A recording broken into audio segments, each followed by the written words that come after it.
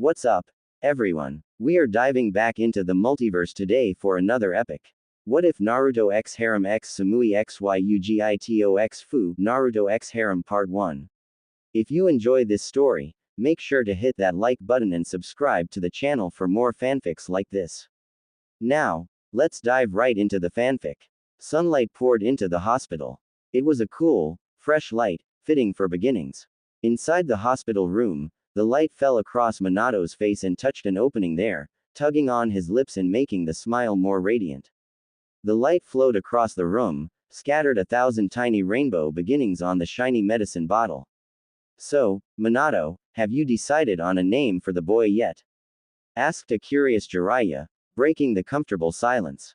Why yes, indeed we have. I think you'll like it, Jiraiya-sensei.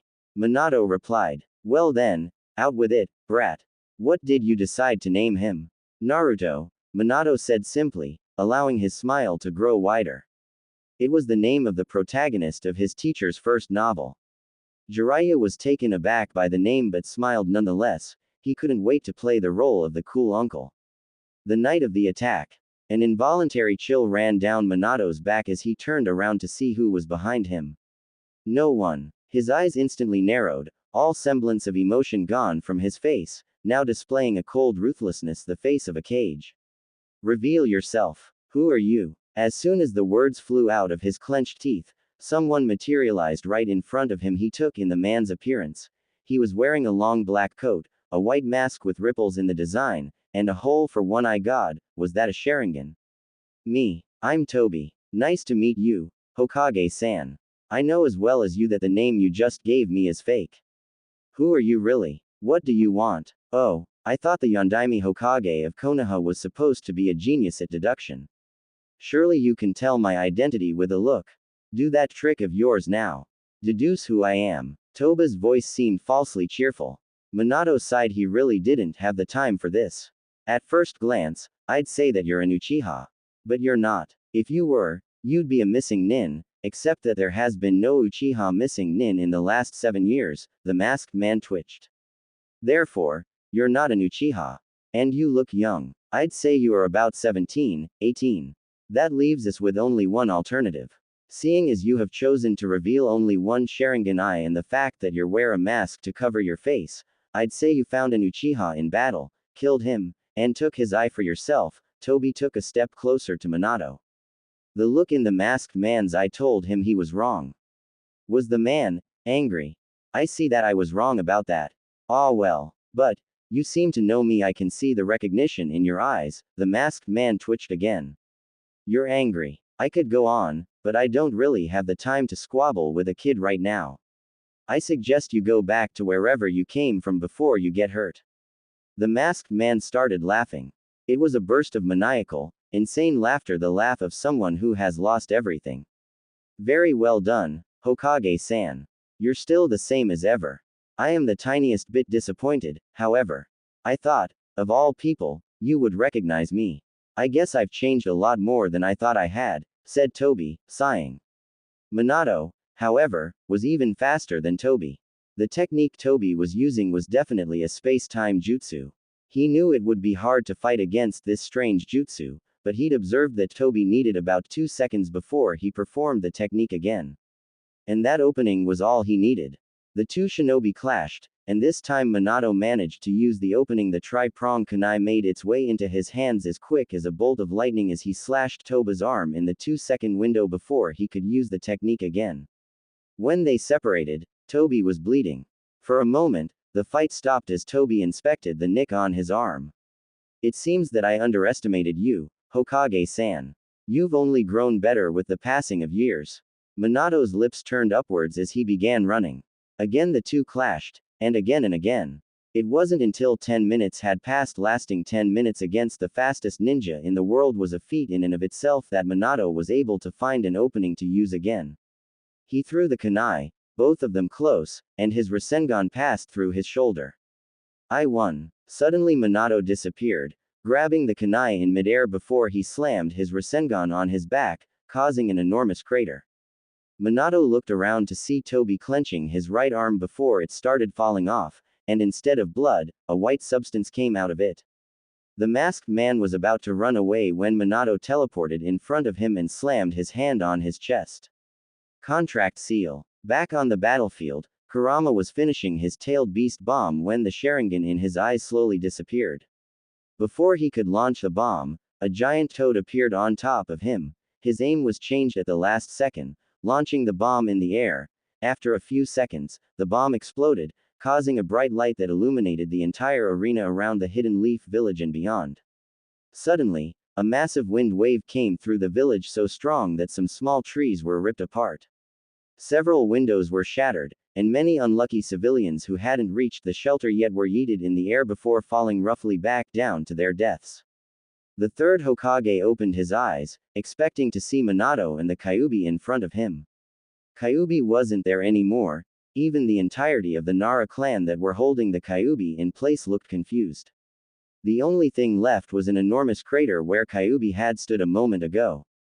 Minato. Outside Konoha. The loud cries of a baby could be heard in the darkness of the night, his blonde hair, blue eyes, and 3 whisker marks on each cheek. Naruto. A voice suddenly said, looking down at his son. How it had gone so wrong, he didn't know. The masked man had attacked them out of nowhere. The man looking down at the baby had long blonde hair that reached his shoulders. His wife, Kushina Uzumaki, was close to him. Minato took Kushina, Naruto, and Kurama away from the village to seal the Kyuubi inside Naruto. Kushina didn't have that long. Despite being an Uzumaki, she knew her time was coming. Her breathing was getting slower as her vision got dizzier by the second. Mina-kun, you sure about this? We both know how Jinchurikis are treated, Kushina begged, afraid that Naruto wouldn't have a happy childhood. He would already have a hard life because he wouldn't have his parents to raise him, advise him, and see him have his first steps, his first word, and tell tales when he's scared. But worst of all, people's grief for their lost ones would probably blind them and be harsher to their baby boy. Naruto was only a few minutes old, and his cries continued. Minato looked at her with sadness. He was thinking the same thing, but he had no choice. I can't tell someone else to sacrifice their children, and who better than the Hokage of the village to seal Kyuubi? He glanced down at Naruto, who was letting out tired cries. I trust Hiruzen, he will take care of him, and the same for Jiraiya sensei, he answered with certainty. His sensei was like a second father to him. He had no doubts that even if everyone turned their back on Naruto, Jiraiya would never do that. He turned to Kyuubi, whose gaze was on Naruto, and his eyes showed shock before they narrowed. His face showed both shock and a hint of sadness. The fourth Hokage didn't know why the big fox looked at Naruto with a shocked face but didn't have time to ask. Kushina could barely hold him any longer with her chakra chains. Minato took a deep breath as if it would be the last. Doing the hand signs, the god of death made his appearance. The Shinigami has a translucent, gaunt specter with a demonic visage. It is much larger than an average human, possessing long, shaggy, white hair, from which 2 red horns protrude, as well as purple-colored skin. It is draped in a large white kimono and carries a set of prayer beads with a tanto in its mouth. What do you want, mortal? The Reaper demanded, his tongue licking his big knife. The moment his appearance was in the mortal world, everyone around the area felt a shiver of cold. The fourth felt his body shaking. He wasn't sure if it was because of fear or cold. Even the large Kyuubi felt a shiver in his body, his mind warning him to run away. Taking a deep breath to calm himself, he turned to look at him with no fear in his eyes. I want you to seal Kyuubi inside Naruto, Minato demanded with cold, piercing eyes, showing no fear to the Shinigami. The Shinigami narrowed his eyes before nodding. His arms moved towards Kyuubi. Minato turned to look at his son, knowing he had a few moments before the Shinigami took his soul. Kushina kept looking at Naruto. She didn't want to believe that their time was limited. How much she wished that she and Mina-kun could stay like this forever. Kushi-chan, we need to say goodbye, she suddenly heard Minato's voice. Reluctantly nodding her head, she looked down at Naruto again. His eyes slowly opened to reveal ocean blue eyes like Minato. She smiled at her treasure, and Naruto smiled a little. He recognizes us, Kushina thought. Minato smiled at Naruto, the brightest smile he could muster right now. Naruto, I want you to become what you want, do something that brings you happiness. Kakashi will be there for you as well, I know it. Please, if you become a shinobi, be strong and take care of your loved ones, and eventually, naturally, you will start liking girls. Whatever you do, choose one that loves and can take care of you, just as you take care of her. Minato felt everything slowly darkening. The last thing he saw was his son crying in Kushi's arms before everything went dark, and his head fell to the cold ground. Slowly the entire Kyuubi shrank inside Naruto, who was still quietly sleeping. In his stomach formed a seal that looked like the Uzumaki symbol, a spiral. Seeing Minato fall broke her heart into pieces. With all the strength she had, she looked at her child. Naruto, my baby boy, I know you will have a hard time without us, but you should know Mina-kun, and I love you more than life itself. You will soon meet Jiraiya. Don't become like him, but he's still a good man who will take care of you. I love you, my Sochi. Kushina spoke, tears streaming down her cheek. Kushina's chest was barely rising. She could hear Naruto crying in her arms, but her whole body started feeling numb, her legs first, and now her arms didn't feel anything anymore. Suddenly she felt and saw 5 unknown shinobi land near her. Her heart started beating faster in fear when her eyes recognized one of them. AA-san. She managed to speak, her voice barely a whisper. It was a miracle that the son of the Raikage even heard her, his eyes landing on her in shock. Kushina-san. I shouted in shock. To see the woman who beat his brother into a pulp in this condition was not something he expected. His eyes briefly flickered at the body of Minato, his heart skipped a beat to see his rival dead. Kneeling before her, he cursed his luck for not having a medical ninja with him. Stay awake, Kushina, I'm sure you will be alright, said, but from her pale face, her breathing almost non-existent, he knew he was speaking nonsense. He briefly noticed the child in her arms. He was about to take her inside Konoha. Perhaps they could help when her eyes widened in horror. He's see coming. Please take Naruto away. Please protect him. Please.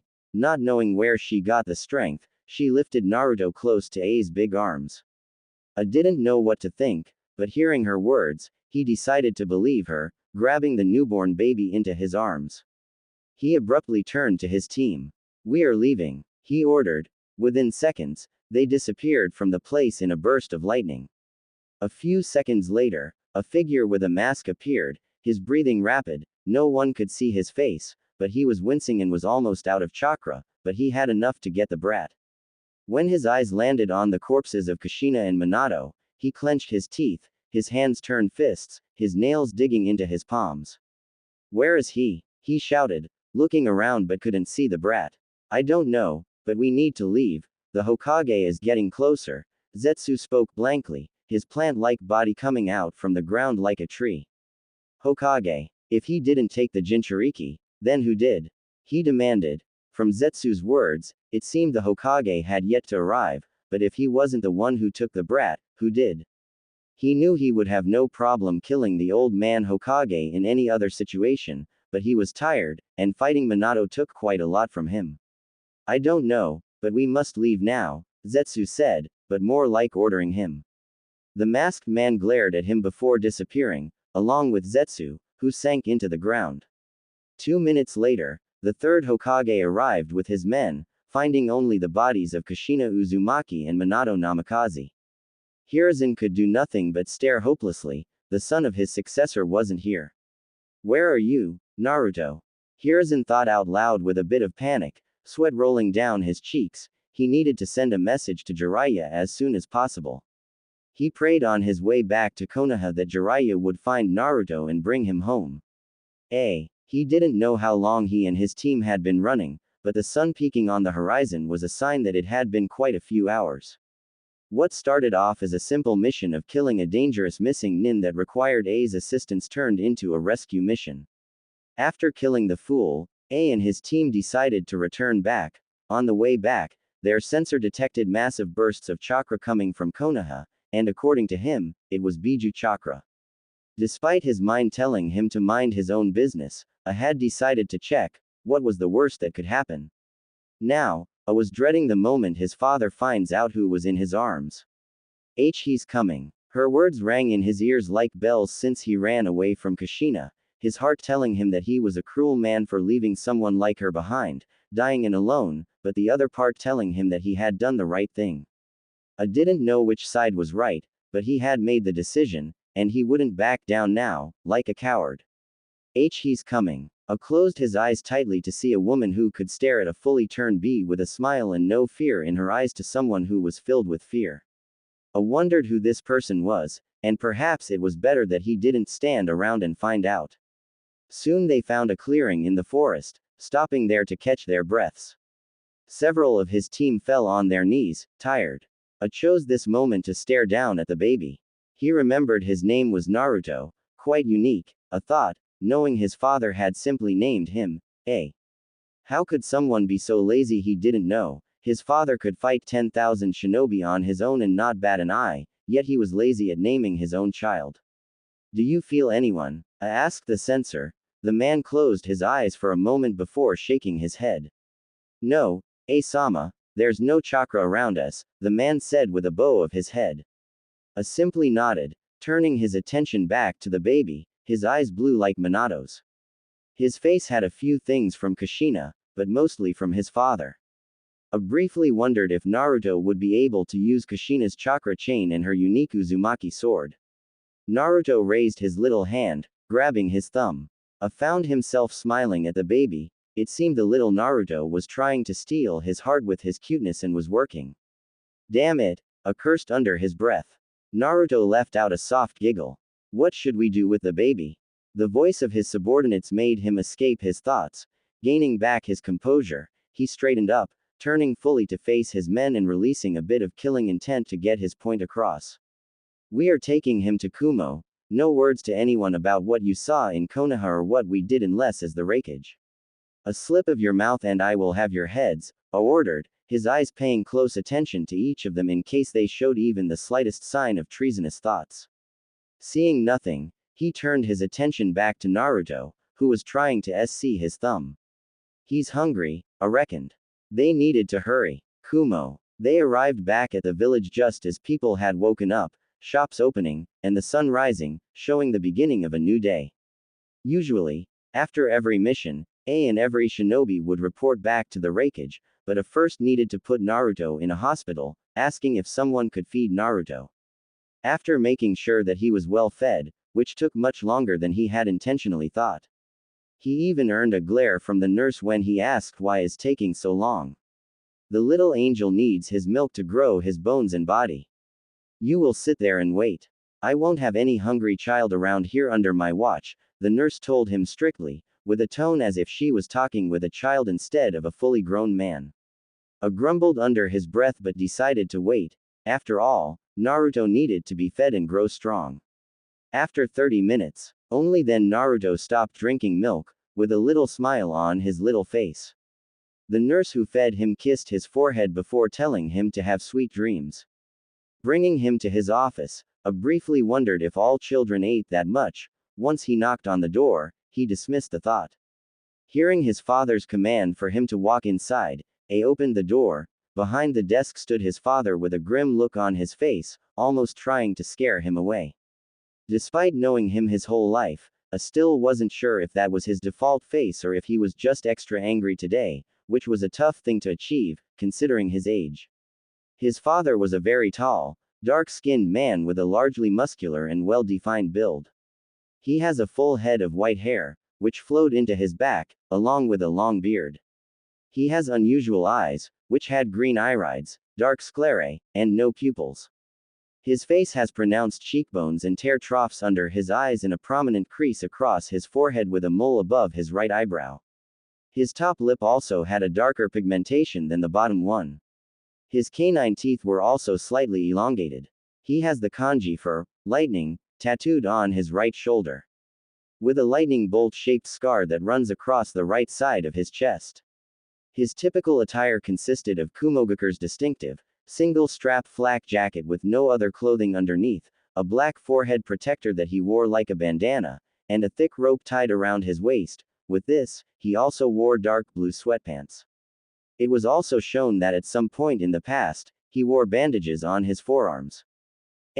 Why are you so late? My informer told me you arrived 40 minutes ago. Might I know what took you so long? Or did you stop somewhere to shit?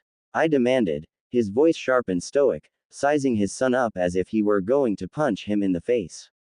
A gulped, he had fought and won countless fights, but his father could always make him shake, making him feel like a child all over again, remembering when his father had once thrown him from the highest mountain of Kumo to make him a man, according to him. Because of him, I said quickly, pointing at the sleeping bundle in his arms. I slid down the piece of clothing covering Naruto to show his face to his father. Seeing the child, I walked around the desk, now standing just 2 feet away from his son, leaning close. With one look, he could tell this child wasn't his grandson. His eyes narrowed dangerously at his son, the presence of the unknown baby the only thing keeping him from releasing his ki. Who is this child, boy? I demanded with a low, calm tone that made him sound even more terrifying. Not my son, father. I found him in Konoha, I quickly explained, lifting Naruto slightly higher as if using him as a shield. Konoha, what possessed you to do that?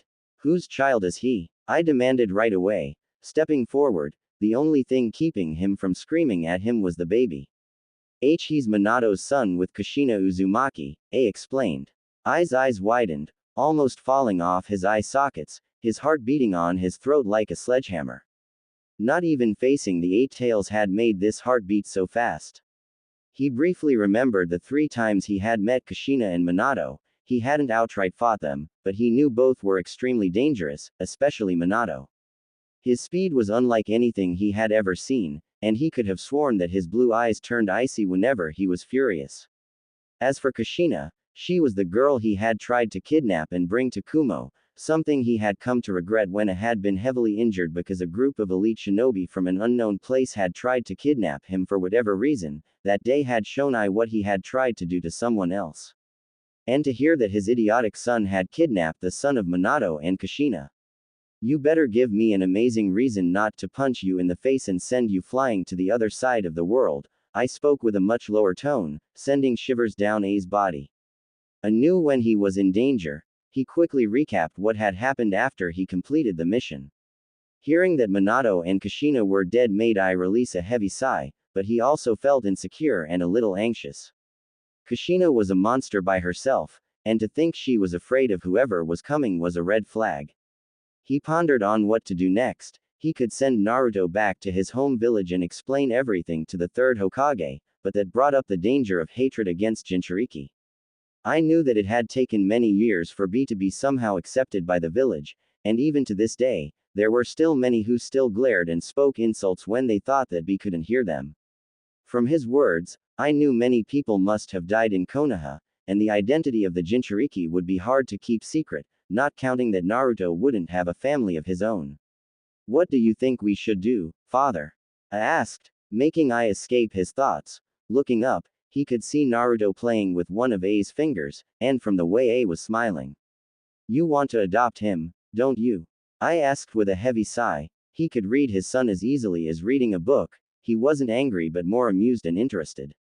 Yes, and Kushina told me to protect him. That's what I will do, A answered right away, looking directly at his father, whose lips twitched slightly, but he didn't allow himself to smile.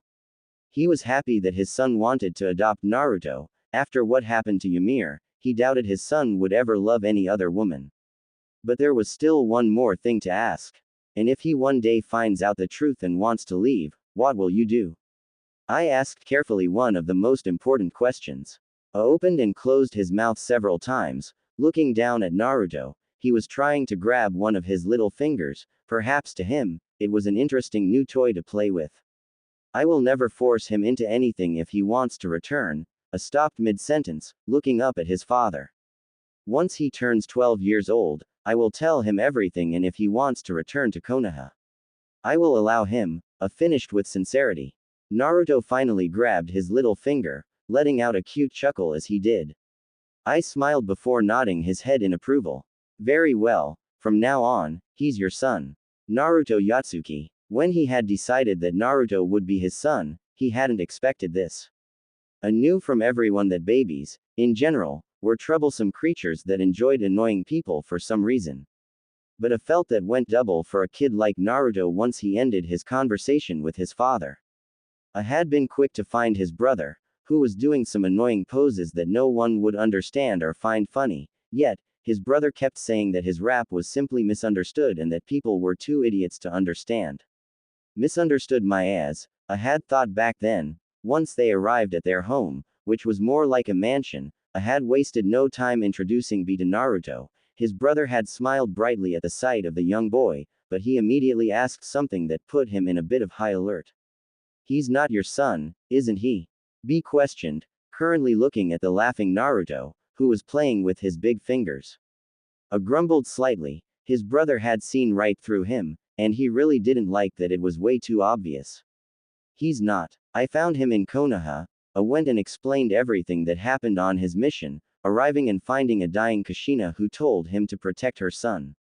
After hearing the whole story, B stood silent for an entire minute. The only sound in the room was Naruto, but even he was extra quiet as if he could somehow read the gloomy mood. After 1 minute, B released a deep breath from his throat.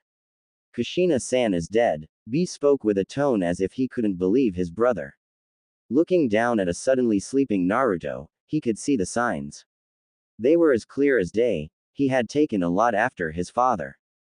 B had known Kushina. They fought 7 times, and in all of them, she won despite him using full Biju mode against her. After the fight ended, they would act like good friends, despite being at her mercy 7 times. Not once Kushina tried to kill him for what Kumo tried to do to her. My village valued family, honor, and duty above everything. To me, Minato is that family.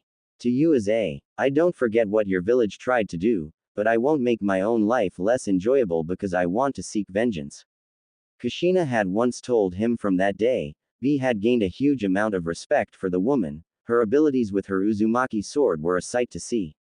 Does anyone else knows that he has Kyuubi? B questioned. He didn't need his brother telling him that the moment they got close to the mansion, Yuki had been quick to warn him that he could feel Kyuubi nearby. No, besides father and the team that was accompanying me, A answered quickly, understanding why his brother was concerned about that. Good.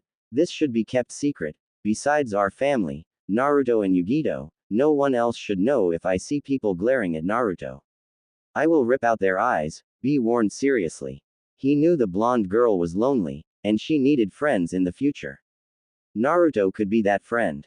A was taken aback by his words but relieved at the same time, fearing that his brother would perhaps not welcome Naruto into their family. I already thought about it, but what about telling Naruto about Kyuubi? A question. His brother would know about this kind of business better than anyone else. B looked deep in thought before answering. At 7 years, that's the perfect age.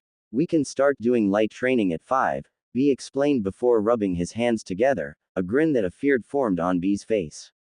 I can't wait to teach my nephew my amazing sing aahhhh. His words interrupted when A slammed a fist on top of his head. You will do no such thing. You won't infect Naruto with your craziness, A said, glaring down at B, who was wiping away fake tears and murmuring that the world wasn't fair. Now, back to the present. It had been 4 years since Naruto joined their family. His father had quickly gotten used to the role of the angry grandfather who never smiles, but it was sure he would often smile in front of Naruto when he thought no one would notice it. But having a baby in their family had proven challenging in so many ways he hadn't seen coming, one of them being his food. Naruto drank milk like he was starving every time. Once he grew old enough for other types of food, he ate almost as much as B, and second, he was way too energetic for his age. The moment he started crawling, he went on and explored every corner of the house, soon trying to sneak outside with the help of B, who would happily help his nephew to sneak outside, with the excuse that it was good for everyone to go outside and let the sun hit their skin. That said, A was now searching for Naruto. He quickly noticed he wasn't home. A grumble escaped his throat. Walking outside, he checked every place he knew. B and Naruto frequently spent time together. Checking every place, he felt dread settling in. He was half convinced to go to his father when he noticed a huge crowd of people around the ramen restaurant of Kumo. A quirked an eyebrow. The restaurant often had many consumers, but not a sea of people in front of it. Suddenly, he heard the voice of someone he knew way too well. Come on, nephew, don't slack off, face your opponents with no mercy. B said while rapping. A let out a loud grumble. It seemed he found his son, walking through the crowd of people, many steeped away the moment they recognized him. After walking through what seemed like 100 people, he reached the front of the restaurant. He saw his brother still encouraging Naruto to keep going and not give up while Naruto was busy eating a bowl full of ramen, but A's eyes widened like plates when he noticed what looked like a mountain of empty bowls in the bar near Naruto. A's jaw almost hit the floor. It had taken everything for him not to gasp when Naruto emptied his bowl. One more, he requested the chef, who quickly brought him another one with a broad smile. Here you have him, ladies and gentlemen, is the 100th bowl. Will my brother break the record, or will he shame our family? B suddenly announced for everyone to hear as if this was some kind of show, and it got even worse when the crowd let out a loud, "Yay!" for Naruto, who was taking several deep breaths, preparing to eat the last one. A notice that B hadn't seen him yet, he knew he should perhaps stop this nonsense, but his curiosity got the better of him. Again, taking a deep breath, Naruto shoved the bowl in his face, eating like a maniac. Silence fell over the crowd of now 1,000 people, all of them holding their breaths as Naruto was slowly eating the last one. Even B was quiet, which was a tricky thing to achieve, simply stared blankly at his son.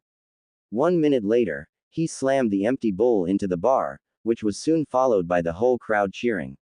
Congratulations, Naruto. A winced slightly at the loud noises around him, suppressing a smile. Seeing that his son was done, he walked forward. B threw a pouch of money at the chef, who told them they could return it whenever they wanted. The said chef wrote Naruto's name on top of a board. B and Naruto turned around only to be met with the cold eyes of A, who looked down on them as if they were kids. Well, one of them was. Father, what are you doing here? Naruto asked nervously, rubbing the back of his head. B, on the other hand, tried to sneak away when A put his hand on his shoulder, stopping him. Where do you think you're going? Later. B and Naruto moaned in pain as A brought them back to the mansion, lifting them by their ears. Soon they reached the mansion, letting go of both of them. Naruto landed on his butt. His right ear had turned red, and he was rubbing it, but he still didn't cry, like many 3-year-olds would do in his situation. What was that about? We were both having fun. B asked, standing up, looking at him, and waving his hands around like an idiot. A briefly glanced at his son, who was no longer rubbing his ear, but instead paying attention to them. I don't need the whole village talking about my son who can eat ramen like a monster. The word might spread too far, and some people might hear about it, said with a blank tone. Naruto raised an eyebrow when he noticed his uncle's face twitch a little. What do you mean, father?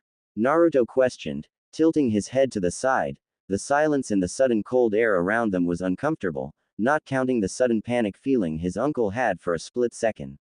Why would my uncle feel panic? Naruto wondered, scratching his temples. Nothing, my son, don't worry about it. Now, how about we train? A suggested, his blank face quickly turning into a smiling one. Naruto's face brightened up like a candle. Yes, this time I will do more push-ups than you, the blonde announced, jumping up in the air, rushing inside, quickly followed by the other two, who were talking in hushed tones as they walked inside. A felt proud. His son was doing 20 push-ups, and despite his age, he showed talent already, something A felt incredibly proud of. B was busy encouraging Naruto with his stupid rapping. And 25, Naruto exclaimed, his body going limp as he crushed down against the floor, his face sweating like crazy. Well, done, little nephew, continue like this, and you will be ready to unlock your chakra in no time, his uncle said, lifting him. Naruto beamed at the words. He knew he was already ready to unlock his chakra. Still, for some reason, his father and grandfather kept telling him to train his body first before unlocking chakra, saying it would be easier and faster to do so and would take less time to adapt to the newly added strength in his body since every person would get stronger if their chakra were unlocked. Yes, and we will become the most awesome ninja duo in the world. Naruto announced, raising his fist in the air, and so did B, who smiled brightly. You got that right, little brother.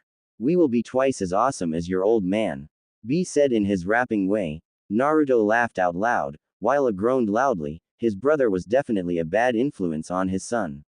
After 10 more minutes of craziness, Naruto rested his head against a pillow, but he already felt well rested, something that made him somehow confused. He had noticed several times that his body would be full of energy within minutes, which wasn't really unusual apparently. He had seen kids train twice of his age. Apparently, it took hours to rest instead of minutes fully. Naruto scratched the top of his head, feeling as if he was somehow missing something. He thought of perhaps asking his father, but he knew finding out on his own was much more enjoyable. Dismissing the thought, for now, he closed his eyes, wanting to sleep. Where am I? A voice spoke in darkness, his voice hoarse from the lack of use.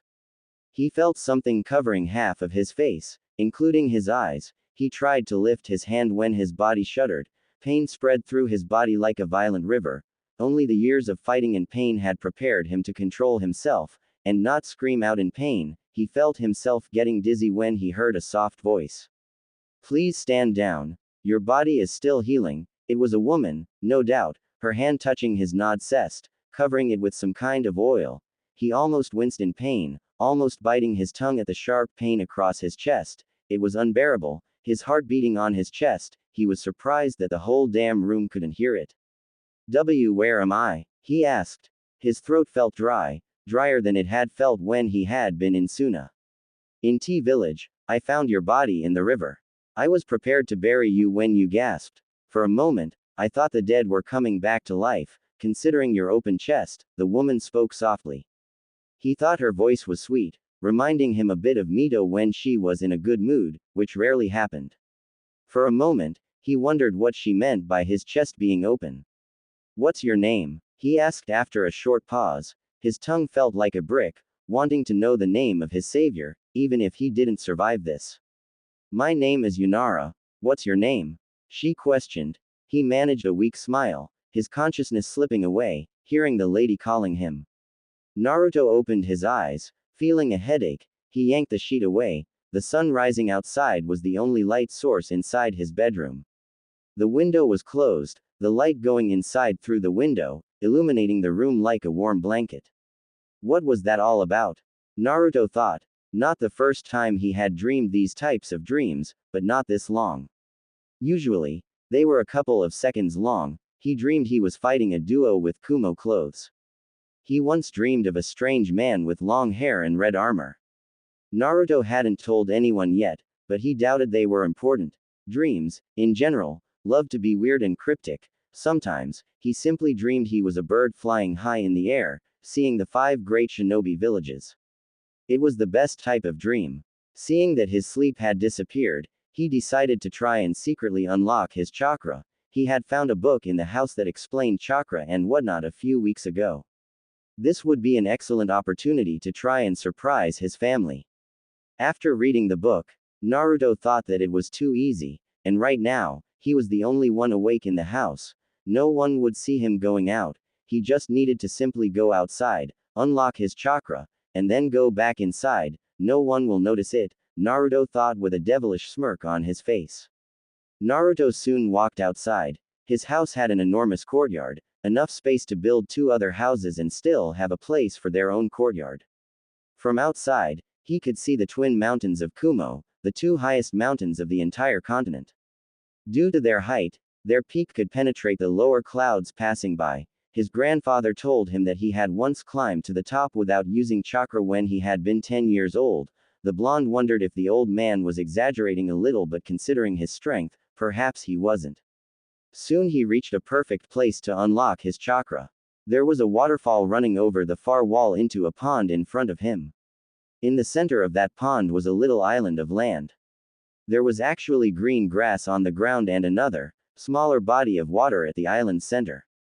Bushes bordered the back of the land, and some sort of wooden archway stood at the back also. Naruto sat on the little island, where he thought it was alright in a mediating position, sitting in the grass with his legs crossed and his arms and hands resting in his lap. Naruto could feel the grass softly touching his legs whenever the wind came around. He closed his eyes and started focusing on finding the feeling that the book was talking about.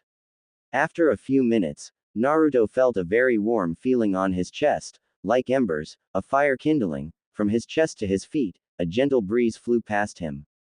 Soon the water's flow around him increased, creating small waves. The wind passed by, and the wind vane on top of the house started spinning wildly, almost flying away. Naruto couldn't feel any of it.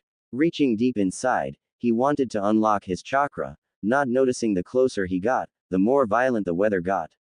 The moment he grabbed the warm feeling, his chakra exploded. Purple electricity started coming out from Naruto like thunderbolts, and the water on the lake was floating 2 meters in the air, creating a ball of water as big as a small house.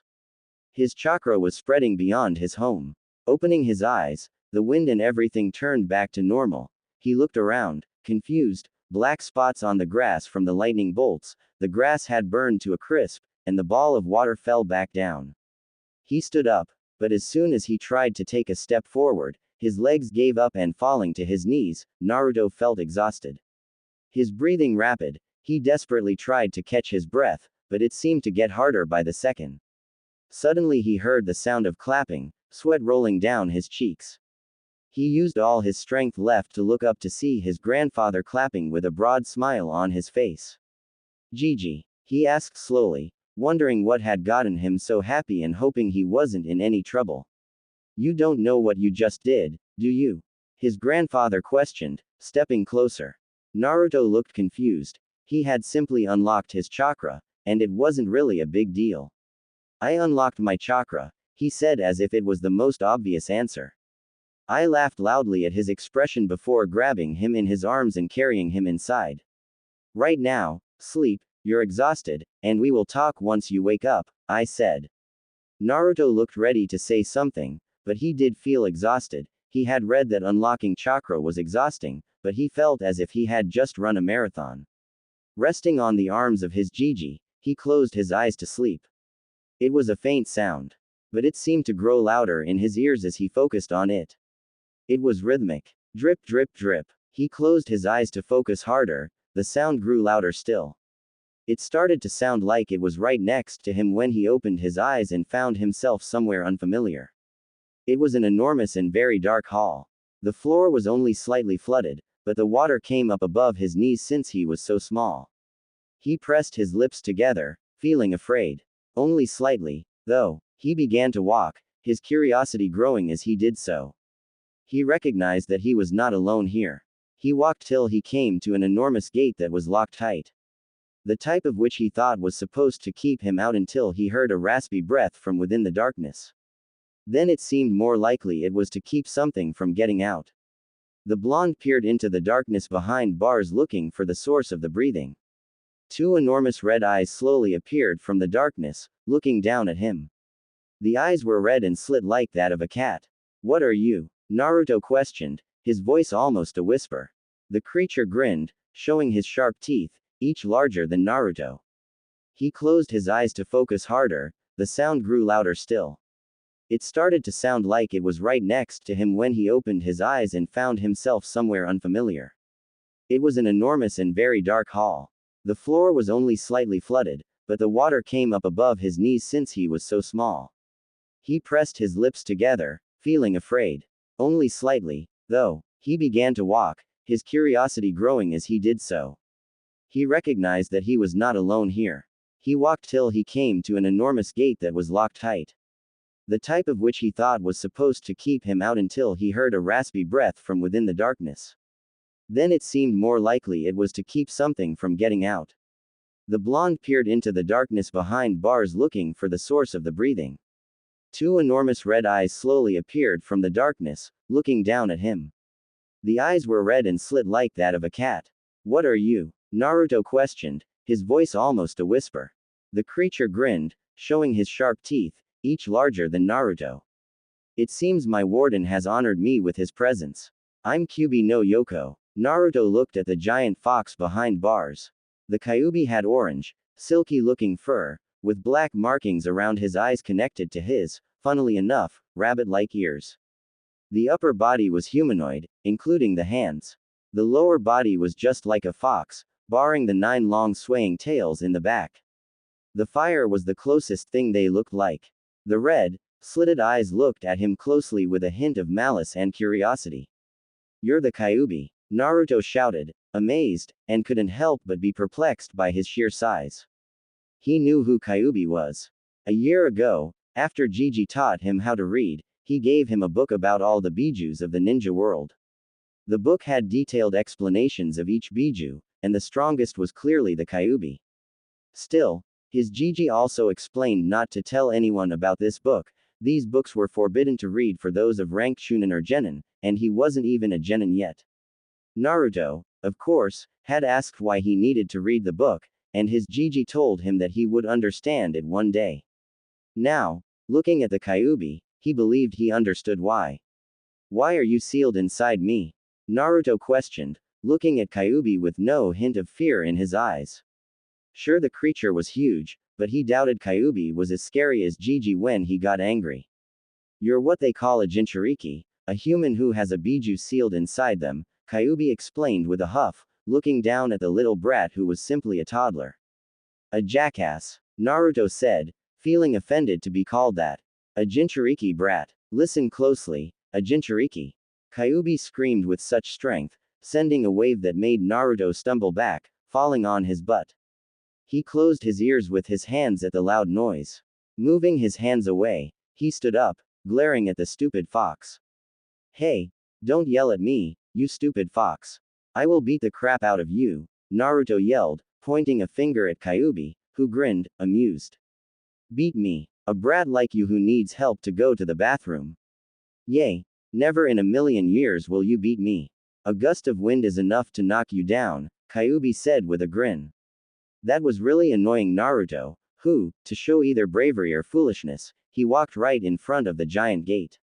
Planting his foot firmly on the floor, he glared up at Kyuubi with the scariest look he could show on his face, which was a bit ridiculous when you consider that Naruto was a 4-year-old trying to look intimidating to a giant fox. An intense staring contest ensued, and both competitors weren't backing down. Naruto furrowed his brows, trying to look even more threatening.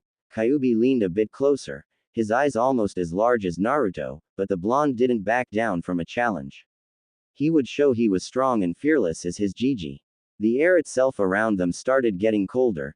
Kyuubi narrowed his eyes in curiosity as purple bolts of lightning were dancing around the brat's fingertips, and the atmosphere getting colder wasn't something Kyuubi was causing. All his attention was on the staring contest. Naruto didn't notice the water getting colder, and the surface started freezing around the blonde. Wahahahahahahaha. Kyuubi suddenly burst out laughing, breaking eye contact. Naruto looked confused and annoyed that the giant fox was laughing at him. "Why are you laughing at?"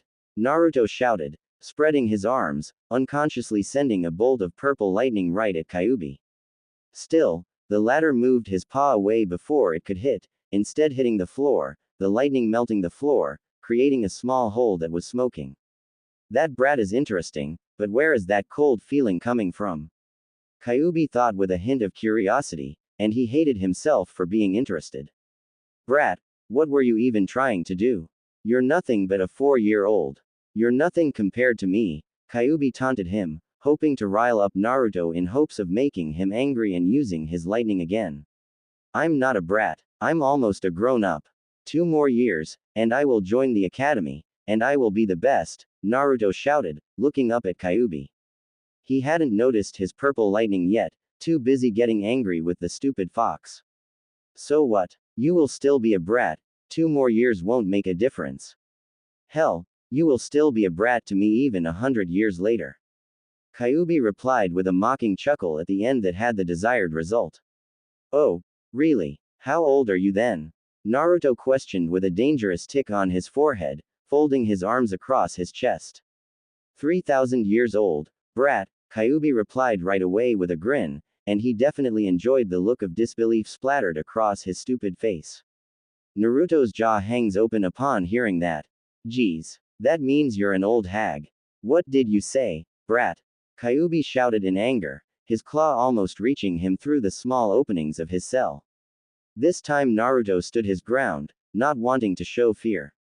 Why are you getting angry? You're old, hell, even older than Gigi. Naruto said with a challenging look on his face. I'm a massive chakra, little brat. The concept of old and young doesn't apply to me, Kyuubi said, growling at the brat. He couldn't believe he had fallen for a cheap trick like that. Oh really? I'm sure every old hag says the same about themselves to feel better, Naruto said with a nasty smirk, especially when Kyuubi slammed his forehead at the gate, his eyes glaring down at Naruto. Still, the blonde could tell there was no malicious intent behind his eyes. Cheeky brat, what do you want? Kyuubi questioned, wanting this to get over so he could sleep. He couldn't believe he had lost his cool because of a brat who called him old.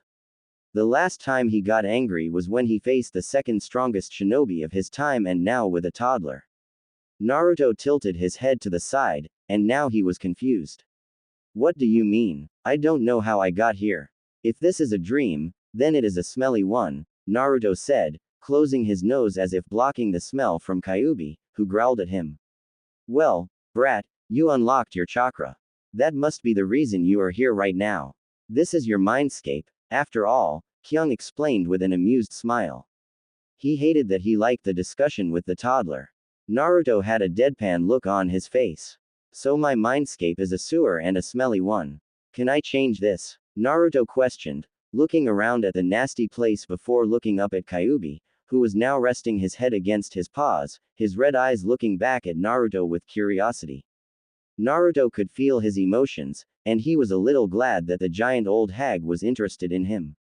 Sure, just imagine the place you want it to be, Kyuubi replied lazily, only his right eye open, watching the brat as he closed his eyes, trying to picture the place in his mind. For a good minute, nothing happened. For a moment, Kyuubi thought that brat was doing it wrong when grass and trees started growing around the place. Kyuubi had to admit that he was a little impressed, even if the brat had a big mouth. Impressive brat, now, can you leave me? I want to sleep, Kyuubi requested, closing his right eye. He knew he could force Naruto out of this place, but since the brat proved helpful, he decided to let him leave on his own. First, how are you sealed inside me? Why, and how do I even get out of here? Naruto questioned, raising 3 fingers from his right hand as he did. You read your books. I'm sealed inside because you humans desire to use my power. It is as simple as that, Kyuubi spoke angrily, his tone changing to a more serious one, letting out a bit of ki that made Naruto fall on his knees. His breathing was rapid, his hand grasping his chest. He tried to fill his chest with oxygen, but the more he breathed in, the more he needed. His chest tightened, he felt like something was slowly crushing his heart, his knees feeling weaker with each passing second. His heart felt it would come out of his chest, his ears hearing nothing but his heart pounding on his chest like it wanted to come out. Suddenly it disappeared. Naruto fell flat on the ground, lying on his stomach, and relief spread over his entire body. Inhaling as much oxygen as he possibly could, he felt like he couldn't get enough of it. After 5 minutes of trying to calm himself, he forced himself to stand up, his eyes glaring at Kyuubi, who looked a little surprised. What was that for? Naruto shouted in anger. A burst of purple lightning spread from his body, and every inch of grass froze immediately. Kyuubi's eyes widened in shock as the bolts of purple lightning were directed at him. Wanting to know how strong they were, Kyuubi made no move to either dodge or block them. The moment it struck him, he felt the entire electricity spread around his body, but it barely hurt. For a moment, Kyuubi was disappointed when the electricity spread throughout his whole body and suddenly started spreading pain. Every bit of his body was getting electrocuted. So that's how it works. It doesn't just damages the area it hit, but spreads like a virus and strikes my organs, Kyuubi thought, impressed. He had been attacked by lightning before, especially when he fought the 2 fools from Kumo. He remembered their lightning jutsus didn't spread like this, they simply barely damaged the area of his body they hit.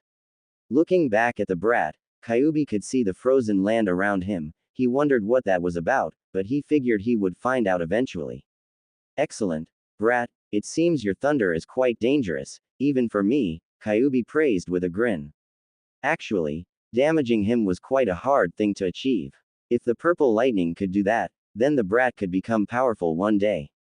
Naruto looked at his hands, confused and mesmerized. His frown soon turned into a bright smile. Yada! He celebrated, jumping in the air. I knew I was awesome, he shouted, jumping up in the air in joy. He turned to Kyuubi, whose eyes were closed as if trying to fall asleep.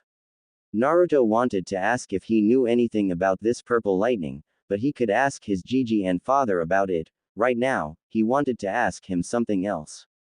Why are you still here, brat? To leave, you just need concrete in the real world, and you will kinda wake up, Kyuubi explained with clear annoyance, closing his eyes. After waiting a minute, he could tell the brat was still there. Do you want to be friends? Naruto asked abruptly with an innocent smile that made him look cute but not to Kyuubi, who released a growl. Opening his eyes, he stood on his legs, glaring down at the brat. Kyuubi looked at the little brat after he answered why he was still here. He growled, baring his teeth, and started releasing ki at the brat. The effect was immediate. The brat fell on his knees, finding it very hard to breathe. He was sweating heavily. Why do you think I would want to be your friend, brat? Kyuubi questioned furiously, showing his teeth before releasing a roar that sent the brat flying before slamming against the wall. Cracks like spider webs spread across the surface of the wall. The little boy was panting. It took a whole minute for the brat to catch his breath and slowly stood on his legs, finding it hard to even stand on his legs. Naruto eyed the Kyuubi. He took a huge breath. Because you're here all alone, I still don't know much about Jinchuriki, but I know you're sealed inside me for as long as I live, Naruto explained with a sad smile. Kyuubi narrowed his eyes. The giant fox didn't understand what the brat was trying to achieve with this. I know it can get really boring. That's why I'm offering you my friendship. You're not going anywhere, so why not make this enjoyable for both of us? Naruto questioned, with a broad smile, spreading his arms wide at the end. You don't understand, brat. You're still a kid and nothing else. You and your kind caused me pain, and to my siblings, Kyuubi wanted to say but held that one for himself. You hunt me, you caused me pain, your kind imprisoned me, you used me as a weapon for your own benefit. Why would I want to be your friend, someone who will sooner or later use my power and don't lie to me? I know one day you will want to use my power, Kyuubi spoke, his voice full of malicious intent. Naruto looked down, understanding his point of view. He understood that Kyuubi had no reason to trust him or anything else. Suddenly he came up with an idea, looking up at Kyuubi with the brightest smile he could muster. Then I swore to you that I will never use your power unless you give me permission, Kyuubi-sama. Naruto swore with a bow of his head. Kyuubi growled loudly at the stubborn brat, his eyes looking at the figure standing just behind Naruto. He wondered how could a toddler like him be so convincing. It wasn't normal. Why is the brat reminding me of him, of all people, Kyuubi thought, getting annoyed by his own memories. A flash of a man with a beard and a kind face passed through his eyes. It hurts, doesn't it? The brat whispered, but Kyuubi heard him. He narrowed his eyes, showing his teeth again, and released a furious sigh. What are you saying, brat? He asked with a firm tone and showing power in his voice. The water on the floor was shaking because of his voice and power. He was still leaking a small amount of ki, which made the brat sweat heavily. I know none of us wanted this. I didn't want you to be sealed inside me, and I'm sure you would want the same. But I know that you're not just a creature of hatred. You have feelings like everyone else, so yes, I want to be your friend. We are stuck together, so it is better if we become friends instead of hating each other, Naruto finished with a grin. That reminded Kyuubi of both Kushina and Mito Uzumaki. He was sealed in both of them, but they didn't want his power. They never tried to control him. That was something Kyuubi respected in the Uzumaki clan. They were peaceful people. Kyuubi couldn't remember the last time he felt anger and little happiness simultaneously. He felt angry because he hated humans and happy because the kid in front of him looked at him as a living creature. He could feel Naruto meant what he was saying and not just saying empty words like almost everyone else. Kyuubi could feel his emotions and knew the brat meant every word. Kyuubi stood up on his fours and strolled to the end of his cell. His whole figure was visible, and Naruto looked surprised to see how large he was. Now he understood why people said a single tail of the Kyuubi was strong enough to destroy a mountain. Father, you said we should help the humans. I will give this brat a chance, Kyuubi thought with a sad smile on his face, remembering him, much to Naruto's surprise. Naruto was still looking up at Kyuubi. He could feel and see different emotions flashing through his red eyes. It reminded him of Gigi when Naruto had asked him why he didn't have a grandmother. That happened a year ago. His Gigi hadn't answered, and for the first time, he had seen tears in his eyes, a man who could fight entire armies and not blink, yet, the memory of his dear wife was the only thing that made him tear up. You swear you won't use my power without my permission? Kyuubi questioned, wanting him to understand he was walking a fine line right now. Yes, I won't use it without your permission, Naruto quickly confirmed with a bow of his head, his blue eyes looking back at his red ones. Kyuubi could tell the brat truly meant it, but only time would show just how much he actually means it. Very well, brat, from now on, we are friends, Kyuubi accepted. The brat started jumping around like a toddler with a big smile. Soon he stopped jumping and turned to face Kyuubi. What about your name? I mean, Kyuubi simply means 9 tails. What is your name? He questioned, expecting an answer, but instead, Kyuubi shook his head. Not yet. I want first to see if you keep your word. If I see that you do, I will tell you my name. Now leave me alone to sleep, Kyuubi spoke before forcing Naruto out of the mindscape. After he disappeared, Kyuubi lay down, his head resting on his paws, thinking about the one person he thought about whenever he was alone. Damn you, father. Naruto. 1 month later. The blonde was currently walking around the village. His father had told him yesterday to prepare. Naruto asked him to prepare for what exactly, but he got no answers. His father simply gave him a smirk that he had grown to be wary of. Why ruin the surprise? Is much better to find out for yourself. While Naruto knew his father made a good point, that didn't really help with his feeling of excitement and anxiety. Despite being a month since he met Kyuubi, he had yet to tell his family about him. He wondered if they knew about it, but he figured his Gigi, who was also the Raikage, definitely knew about it. Naruto had thought of perhaps telling his Gigi about his purple lightning, but he wanted to surprise him the next time they fought each other. Now, he was running, trying to find a shop with gloves, swords, and other items needed for fighting. Turning around a corner, he slammed against someone, both fell down with a huff. Naruto opened his eyes, and standing up, he looked down at whoever he had hit. I'm sorry, I wasn't looking, Naruto quickly apologized, extending his hand to help the girl. The blonde expected the girl to grab his hand. Instead, she looked at his hand before looking up at his blue eyes. This wasn't intentional, she questioned, doubtful. This made Naruto raise an eyebrow. He had expected many things, perhaps an insult or simply slapping his hand away, but not that question. No, of course not. Why would I want to do that? Naruto asked, genuinely confused. Looking at her, he couldn't notice anything odd about her. The opposite, she looked like someone he wouldn't mind calling a friend. I see, she reluctantly said, accepting his hand. He helped her up. Now having a better look at her, one of the first things he noticed was her blonde hair. Her hair was bound with taut bandages, and she had dark eyes. She wore a short-sleeved black and purple blouse and black pants, both of which had a design similar to clouds on them, purple fingerless gloves, and a chain of blue beads wound around her left hand. Name's Yugito, the girl replied quickly as if trying to run away from him. Naruto noticed and felt the cold glares sent towards them, but not towards him, only at the girl who looked slightly uncomfortable by the stairs, her body shifting slightly. Yugito, that's a good name. How about I treat you for some ramen for crashing against you? Naruto suggested with his broad smile. The girl was visibly taken aback by the blonde's words. She had expected him to glare or something, but not invite her to eat ramen together. Are you sure? I don't want to be. That's bull crap. Come with me, Naruto said, interrupting her.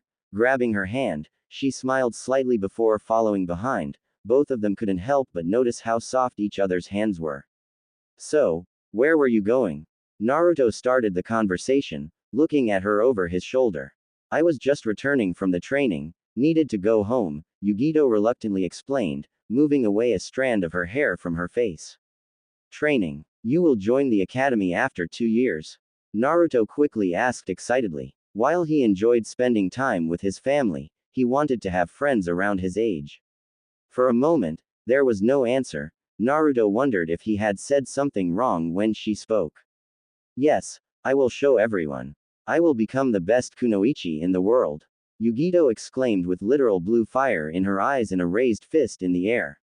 She didn't know where that power came from, she usually didn't speak like this. Naruto's eyes sparked like stars. That's amazing. I will become the best Kage that ever existed, Naruto announced immediately. Many people stopped walking, looking at them confused.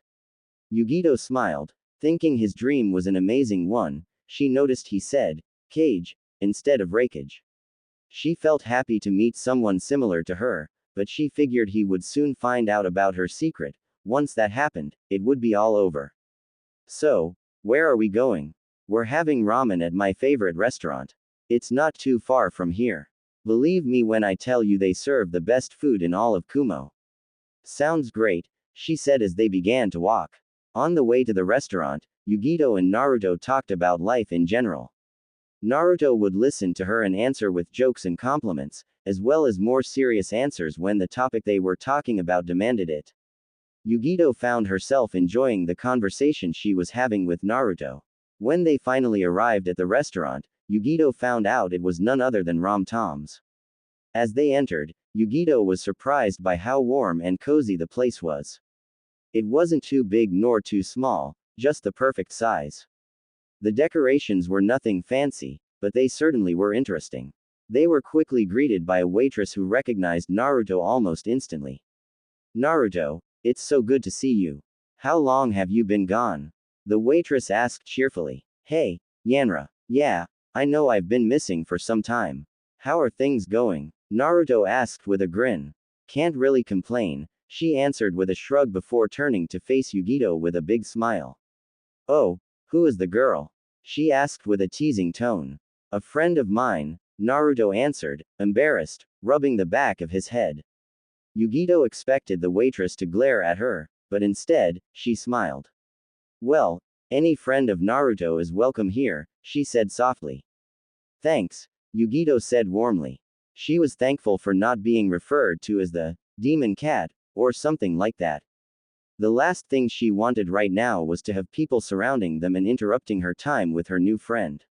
They were both guided to an empty table in the corner of the room, where they sat down.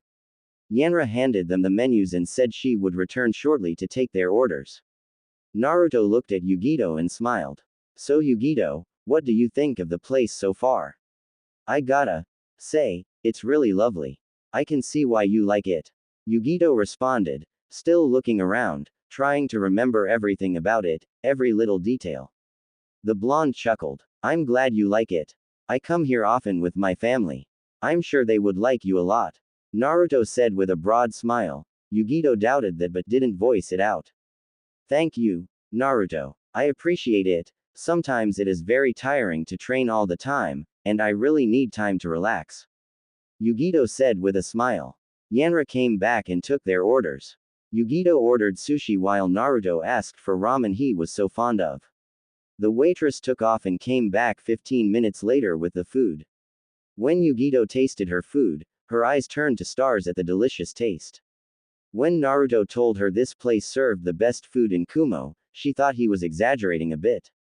But now she realized that it was an understatement. This had to be the best food she had ever tasted in all of her life, hands down. 20 minutes and 10 packs of sushi later. Ah, that was the best meal ever. Yugito shouted as she rubbed her belly. I told you this place was the best, Naruto said with a smirk. Do you think you have room for dessert? MHH, that is tempting, Yugito responded humorously. Then something caught her eye. Hey Naruto, what's that guy's deal? She asked, pointing to a certain individual. Naruto turned his head back and saw a guy with two girls, one in each of his arms, followed by two other guys. The guy Yugito pointed at had the weirdest haircut Naruto had ever seen in his life, as all of his purple hair was inclined toward the right part of his face. He had pale skin and a disturbing smile that went along with glaring eyes. All in all, he basically was the living definition of creepy. I don't know what his deal is, just ignore him, Naruto said with a little shrug. Why is he looking at us? Yugito asked with a dirty face, still looking at the man. Beats me. The man then made his way to Naruto and Yugito, followed by his two nameless teammates. Instead of talking right away, he stood there just smirking in a way that could unnerve anyone just by looking at him. After a minute of awkward silence, Naruto decided to figure out what that guy wanted. Is there a reason you are staring at us like that, or are you just plain weird? The purple-haired weirdo chuckled a bit before starting to talk. Well, if it isn't the demon cat chick and her boyfriend. The man said. Naruto noticed how he addressed Yugito, and the latter's happy face suddenly paled. What I would like to know is how you expect me to take you seriously with that haircut. Naruto retorted, earning a chuckle out of Yugito. The man stared at Naruto for a moment with his eyes slightly twitching but regained his cool. He then approached Yugito and leaned very close. What is a brat like you doing here, spoiling everyone's fun? He questioned. Yugito closed her nose, looking disgusted. You smell. How about you wash your teeth before talking to anyone, Yugito said with a glare of her own. The man clenched his teeth together, looking ready to strike when Naruto decided it was enough. Touch her, and I will beat your ass, Naruto threatened. The man threatening Yugito was a civilian, not a shinobi. Naruto knew he could beat him easily. TCH, like it would make a difference. Fine, try to touch me, you loser. Tano said, lifting his arms in a, come at me, sort of way. The man was a little disappointed that his previous strategy didn't work, but it was unimportant. The brat in front of him was nothing more than a toddler. He, on the other hand, was a grown man much stronger than him. He would show everyone how strong he was by beating a toddler. Deal, Naruto said with a smirk. Before the man could react, Naruto's fist greeted the man's left eye. The man fell and landed butt first into the ground, both of his hands covering his left eye while growling in pain. His friends tried to help him stand up, but the man shoved them back as he stood on his feet. When he retrieved his hand from his face, he revealed a very darkish eye. Listen to me, clown, you and your weak friends can either scram or get beaten. Final warning, Naruto said with a face that meant business. The man glared angrily at Naruto, who didn't feel threatened at all. He scoffed and left the restaurant, trying his best not to feel humiliated, which he miserably failed at. Naruto sighed before turning to face Yugito. Sorry about that. Yugito was anything but angry. Are you kidding me? That was hilarious. Did you see how embarrassed he was? She pipped up. And so the rest of the dinner went on without further interruptions. Naruto and Yugito chatted for a long time, laughing and enjoying themselves. Yugito had nearly forgotten what it felt like to have a good time like this, not thinking about her training nor the fact that she was a Jinchiki. Whatever I'm called, she thought, annoyed, mentally rolling her eyes. Why couldn't people come up with easier names to remember? Time seemed to slow down for her when she stared at those blue orbs of her new friend. She had noticed that Naruto didn't react to the man calling her a demon cat. She just hoped he wouldn't abandon her if he found out later the truth, either from his family or his other friends. Little did she know, Naruto had the same feeling when he looked at Yugito's dark pearls she had in her pretty face. One thing Naruto absolutely enjoyed doing was making Yugito laugh. He didn't care if it was a full-blown roar kind of laugh or a faint giggle she tried to hold. Her laughter, along with her cute smile, was enough for Naruto to feel almost hypnotized. Eventually, they decided to finish dinner and take a walk. When Naruto paid for the food and said his goodbyes to Yanra and her father, who apparently wasn't angry for the fight Naruto had earlier, the new friends left Rom-Toms and made their way to Kumo's Central Park. As they arrived, Naruto saw a small ice cream post and bought a strawberry ice cream for Yugito and a raspberry one for himself. The friends visited some of the city's most famous attractions and sightseeings before calling it a night. It was getting late, and both of them felt it was time to go back to their own homes. So, did you enjoy our time together? Naruto asked her, walking around the park. It was amazing. You really know how to show somebody a good time. Yugito said with a bright smile. I aim to please. Especially being my first friend and all. To say Yugito was shocked was an understatement. What? I'm your first friend? Naruto scratched the back of his head in slight embarrassment.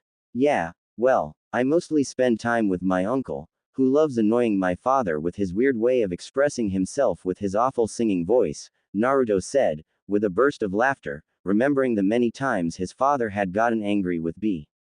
Yugito didn't know why, but for the first time in her life, she felt special. To think that she was Naruto's first friend was something she liked.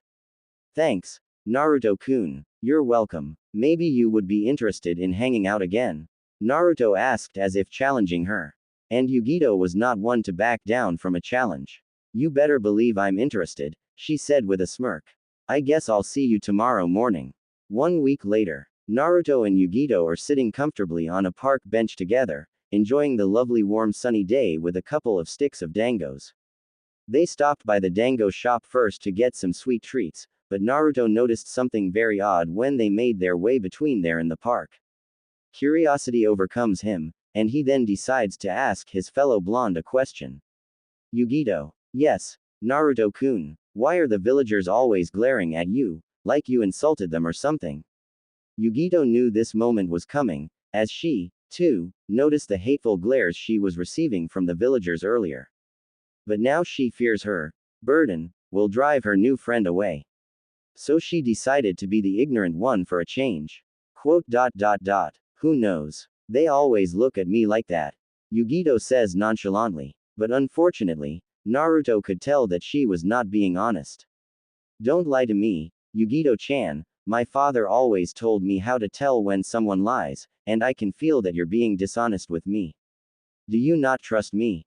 Naruto questioned, feeling hurt, standing up, and looking down at Yugito, who avoided his eyes. She looked at the blink of crying, and for a brief moment, she wondered what he meant by feeling that she was lying, but she ignored it for now. After a minute of total silence, Yugito felt her lower lips trembling. Is better for you not to know it, please, she begged, looking at her hands on her lap, her lower jaw trembling. She felt her eyes welling up with tears when she felt his hand touching her shoulder. Why? You can tell me everything. There's nothing you can say that would make me not want to be your friend, Naruto said, encouraging her with the softest voice he could muster. He could feel her emotions and figured she feared him not wanting to hang out with her anymore. He didn't know why she would have that fear, but he would never simply abandon her for no reason. Yugito wondered how he could tell her emotions. This wasn't something one was supposed to be able to do, opening her mouth to speak when she heard heavy footsteps approaching them. Yugito turned around and saw a group of kids, who were slightly older than her, slowly gathering around them. Look at the demon cat. Why are you even still breathing? Who is he? Your next meal. The bullies taunted her, sending her dark and disgusted looks until Naruto put himself between them and Yugito. Leave her alone, you jerks. Naruto yelled out loudly to the group in front of him. What the? Get out of the way, Blondie. This is between us and the freak with the demon cat. The group's supposed leader called out to the would-be hero. Not a chance. What do you have against her anyway? Are you just upset that she's a much better person than all of you, and you bully her in hopes of making yourself feel better for your pathetic lives? Because only a complete idiot and a coward would need a gang of pricks just to bully one girl. Naruto yelled out without a hint of fear in his voice. Why you? I'll show you who's stupid, you shit. The elder boy tried to push Naruto. Yugito prepared to fight them. Not the first time she had beaten them to a pulp. She wouldn't allow them to beat up her first and only friend. The leader sent a punch toward Naruto, but it never reached him. Naruto stopped his punch with his hand before grasping his fist with his fingers. The leader of the group let out a scream of pain, falling on his knees as Naruto simply tightened the grip around the fist. You're all grown, man, and you spent your time bullying my friend. Do you not have a life of your own, or are you all that pathetic that the only life you have is whatever or not you can find my friend and bully her? Naruto questioned with cold fury, his blue eyes turning icy. The leader's friends paled, falling on their butts at the killing intent Naruto was showing. His grip tightened, and snap, the leader cried out in pain, holding his broken hand. Naruto then kicked him in the chest, sending him flying in the air before falling down unconscious. The other three wanted to run away, but Naruto's cold eyes made them freeze where they stood. Naruto's chakra started spreading violently around Naruto, and the grass and every bit of liquid froze, turning to ice as Naruto marched towards them. They all wanted to desperately run away, but their bodies weren't moving. You touch my friend again. I will make you regret the day you were born, Naruto promised. The three bullies mustered enough strength to nod. Their mouths just weren't moving. Naruto's icy eyes turned back to normal blue ones, turning around to face Yugito, who was looking at him in complete shock. This was the second time someone had defended her from bullies. Without saying a word to each other, they both walked away, leaving the bullies behind, who quickly helped their leader to the hospital. Naruto decided to walk her back to her home, just in case someone decided they wanted to bully her. Reaching her house, Yugito stopped walking and turned to face Naruto, who gave her a sad smile. I'm sorry about what happened. I lost control, the blonde apologized, knowing he could have scared her but was surprised, and his face turned bright red when Yugito instead kissed his cheek with her soft lips before winking at him. Naruto-kun, I'm happy you stood up for me, but you heard what they called me, why are you still my friend? She questioned, looking directly into his eyes, wanting to know right now if Naruto would still be her friend even if he knew the truth. You mean when they called you the D word, then don't worry. I don't give a crap about what you have sealed inside you. To me, you're my friend, and always will be, Naruto said with sincerity, getting a big hug from Yugito, who was crying. You're my friend too, Naruto-kun. Tomorrow. After their conversation last night, Naruto returned back home, and his father demanded to know where he had been. Still, the blonde dodged the question and simply distracted him by saying something about training and B wanting to teach him how to sing, which had the desired reaction of his father punching B and sending him flying through the window. As the sun rose up over the Kumo village, Naruto fought the everyday struggle. The brawl he was cursed to engage in for the rest of his life. His greatest opponent, a threat bigger than anything someone had ever faced. Getting out of bed, as Naruto relentlessly tried to stand up, he could feel it. He was winning. When his feet touched the wooden floor, he used all his strength to move. If he failed to get up, he knew he would be doomed, and the dark forces of laziness would stand tall at the very end. It was now or never. Using all of his might, he jumped out of bed and took a minute to regain his balance. It took a while, but it was done. He looked back and glanced at the corpse that was his bed, sheets completely out of place. A reminder of the grand battle he fought every day. Once more, I stand victorious against you. We will face again tomorrow, but be certain that I shall be your downfall like every time we have fought, the fearsome warrior thought dramatically as he exited his room. It was finally over. Walking towards the dining room, Naruto was thinking about what he would do this morning. It had been a while since he continued his workout sessions, so he decided that he should make up for it by extending them temporarily with longer and more exhausting exercises. Occasionally, Naruto would pack a few things and go to a secluded area where he could try out new techniques in peace. Talking about Naruto's training, he never showed his true abilities to his father. He wanted to surprise him when his father sent him to the academy. His father had told him that he would test his abilities a week before entering the academy, and that's when Naruto would show his true strength. Naruto escaped his thoughts. Now it was time for breakfast, and when it was time for breakfast, it was time for breakfast and nothing more. Hearing his uncle's voice, he paid it no mind until he heard a different voice that he had definitely heard before and wondered why she was here. Opening the door, he was surprised to see Yugito and his uncle talking. Hearing the door open, both of them turned to see Naruto. Good morning, Naruto, B greeted him first, but the blonde didn't answer. Instead, he looked at Yugito, who was just as surprised as he was. What are you doing here, Naruto-kun, Yugito-chan? Hearing his uncle's voice, he paid it no mind until he heard a different voice that he had definitely heard before and wondered why she was here. Opening the door, he was surprised to see Yugito and his uncle talking. Hearing the door open, both of them turned to see Naruto. Good morning, Naruto, B greeted him first, but the blonde didn't answer. Instead, he looked at Yugito, who was just as surprised as he was. What are you doing here, Naruto-kun, Yugito-chan? B looked at both of them, confused for a moment, before smiling like an idiot. Oh, you already know each other, he said, raising both of their arms in the air. Yay, I know him, her, both said simultaneously, looking at each other. Both were taken aback that they both spoke at the same time. They laughed a bit before Naruto decided to address the elephant in the room. Yugito-chan, what are you doing here? The blonde asked his blonde friend. To control Matabi's chakra, she's a Jinchuriki just like me. B simply informed him carelessly, pointing a thumb at himself and another at Yugito, not really getting why the blonde girl was finding it so hard to tell him simply. Yugito looked up at B with a cold glare, her eyes turning like a cat's for a moment. She wanted to tell himself not for this fool to say it loud like that. Wow, you're the Matabi Jinchiku. I'm the Kyuubi jackass. Naruto shouted without thinking twice but regretted it right away when he heard a loud groan inside him and knowing that he had yet to tell his family that he knew about the existence of Kyuubi. This made Yugito's eyes spark like stars. Naruto was just like her. Yugito didn't notice it, but she felt tears streaming down her cheeks. Naruto could be what she had been looking for her whole life.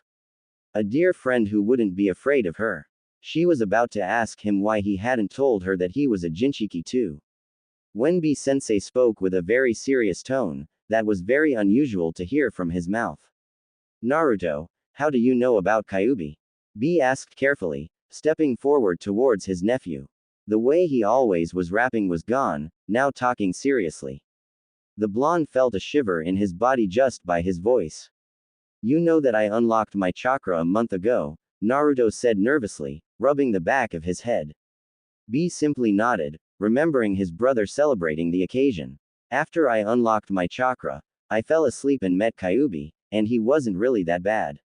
He's actually quite cool once you talk with him.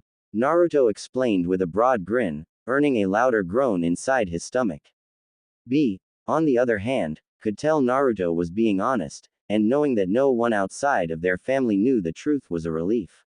Cool. Are we talking about the same Kyuubi because the one I know is not cool? Hachibi spoke in B's mind, who chuckled hearing that. Mayhaps my little nephew has found a way to tame him.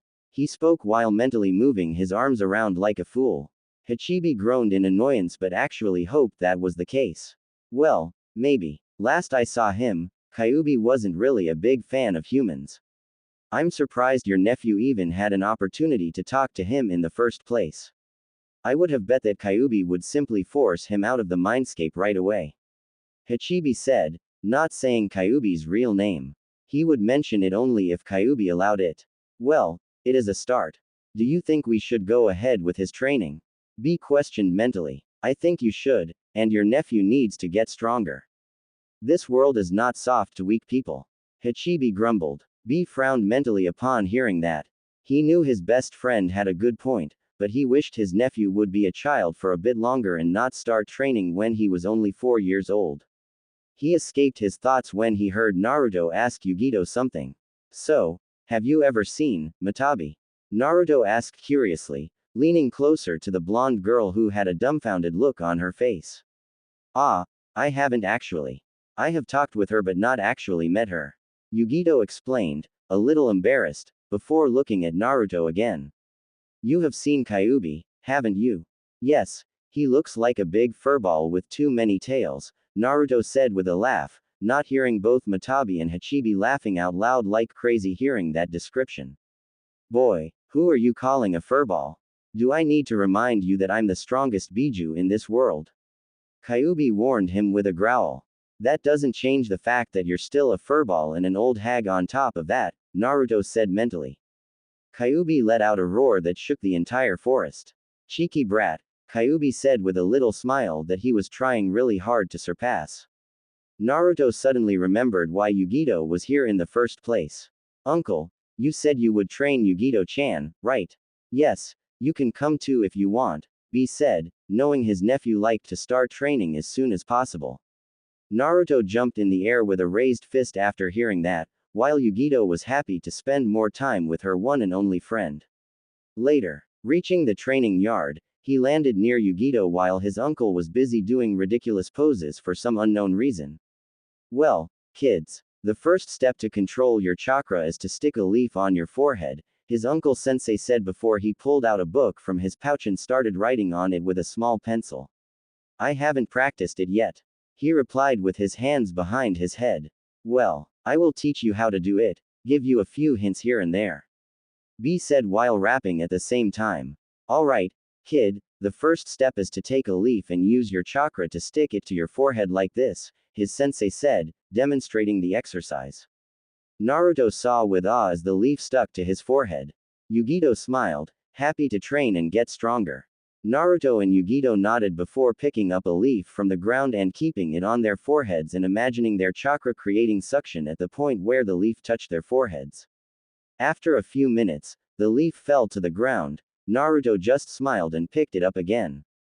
B was resting in the grass against a tree, writing in his book and looking at Naruto.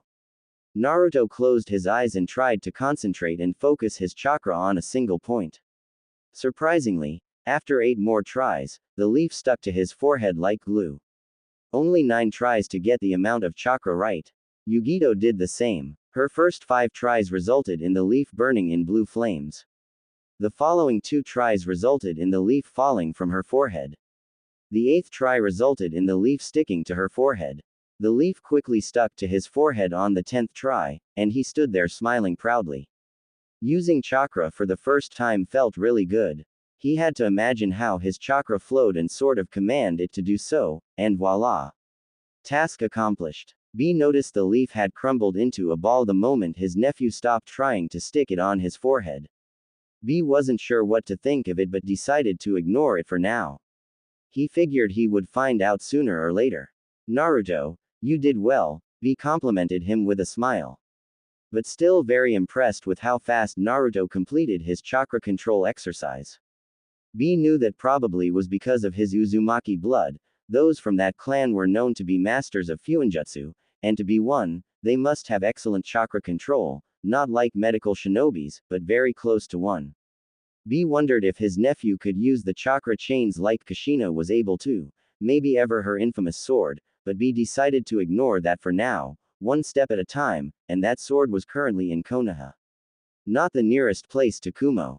Naruto noticed the way his uncle was looking at him, and he could feel pride but a hint of sadness coming from his sensei. Sensei, why are you sad? Naruto suddenly asked, catching him off guard. B knew from his father that Naruto always knew how someone felt as if he could read their emotions, but that was something he had heard that only Mito Uzumaki could do. Don't worry, Naruto, you just remind me of someone, B replied, dismissing his concerns with a wave of his hands. B-sensei, when are we going to train in using Matabi's chakra? Yugito asked him, wondering if she and Naruto could train on that.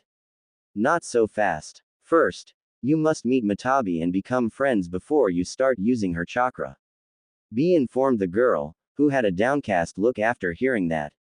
She wondered how to become friends with a Biju, could they ever become friends? Suddenly she felt a hand touching her shoulder. She looked to her left to see Naruto grinning. He looked at her as if he knew exactly what she was feeling. Don't worry about anything. You can become friends with anyone, that includes Bijus as well. You became friends with a blockhead like B after all, Naruto encouraged her, earning a, hey, from his uncle that both of them ignored. Yugito smiled upon hearing that, her heart filling with confidence. You're right, Naruto. This won't be a problem, Yugito said, turning to look at B, who started doing his dances. A victory dance this time. That's the way, Yugito-chan. Show everyone your fire. Yugito and Naruto felt bad for Hachibi. Having someone like him as a host must be torture. After 10 minutes of pointless rapping, B instructed Yugito on how to enter her mindscape, and after that was done, Yugito was sitting crossed-legged in the grass, both Naruto and B watching her closely. Naruto, what did you talk about with Kyuubi? B questioned him after a short moment of silence between the two of them. He figured they could talk until Yugito finished her business. Well, I asked him if he wanted to be friends, but he said that he doesn't want to become friends with someone who will see him as nothing but extra chakra, Naruto said with a smile, not at all bothered by his words. This earned a curious look from Kyuubi inside. He could feel Naruto's emotions after all. And it felt good that, so far, Naruto genuinely meant his words. I see. B thought, slightly relieved. He had been worried that Kyuubi had blurted out that Naruto's real parents were dead, and he came from Konoha. I wouldn't worry about that. B. Kyuubi might not like humans, but he prefers not to interfere in their business. The only way Kyuubi could tell him is if Naruto himself asks him about that. Hachibi spoke, reassuring him that for now, Naruto wouldn't know the truth accidentally from an outside source. B felt relief. He knew sooner or later, they would tell him the truth. But he preferred to be them who would tell him, not someone else. Don't worry, Naruto, sooner or later, Kyuubi will see what an incredible kid you are, B said, rubbing the top of Naruto's head, who laughed but tried to move his hand away. Suddenly they both felt a burst of Biju chakra coming from Yugito. Both Naruto and B stood up. The Eight Tails Jinchuriki put his hand on Naruto's shoulder and put him behind him.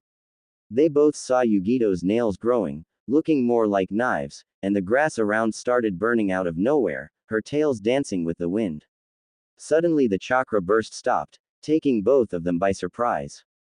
For a minute, there was complete silence as the wind stopped moving so fast. Naruto stepped forward, her eyes were still closed, and her nails slowly turned back to normal. Yugito-chan. The moment he called her name, her eyes opened, but instead of her usual black eyes looking back at him, they were mismatched, one golden and one green, with a slit in the center that reminded Naruto of Kyuubi's eyes. Naruto-kun. It worked. She suddenly shouted, throwing herself at him in a bear-like hug. You were right, Naruto-kun.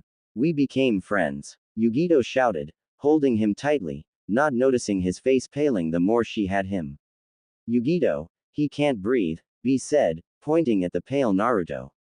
Oh, I'm sorry, Naruto. Yugito apologized, pulling away from him, the blonde boy desperately trying to catch his breath. After a minute of breathing heavily, Naruto turned back to normal now that his nephew was no longer in danger. B asked Yugito what had happened between her and Matabi. Yugito simply explained that the big cat wanted to be able to talk with her and to be able to have access to her dopaminergic receptors, Yugito explained, scratching her head at the end, not really sure what the last one meant. B rolled his eyes hearing that, and Naruto could swear he heard Kyuubi murmuring. Typical Matabi. Hey, B-sensei, now that I've got it, what's next? Yugito asked with a grin, excited to get stronger. Your next exercise would be to climb this tree with only your feet, he instructed both of them, pointing at a tree behind him. Naruto and Yugito gave him a quizzical look. Isn't that kind of impossible, sensei? B's eye smiled and lightly bonked him at the back of his head, with the aid of chakra.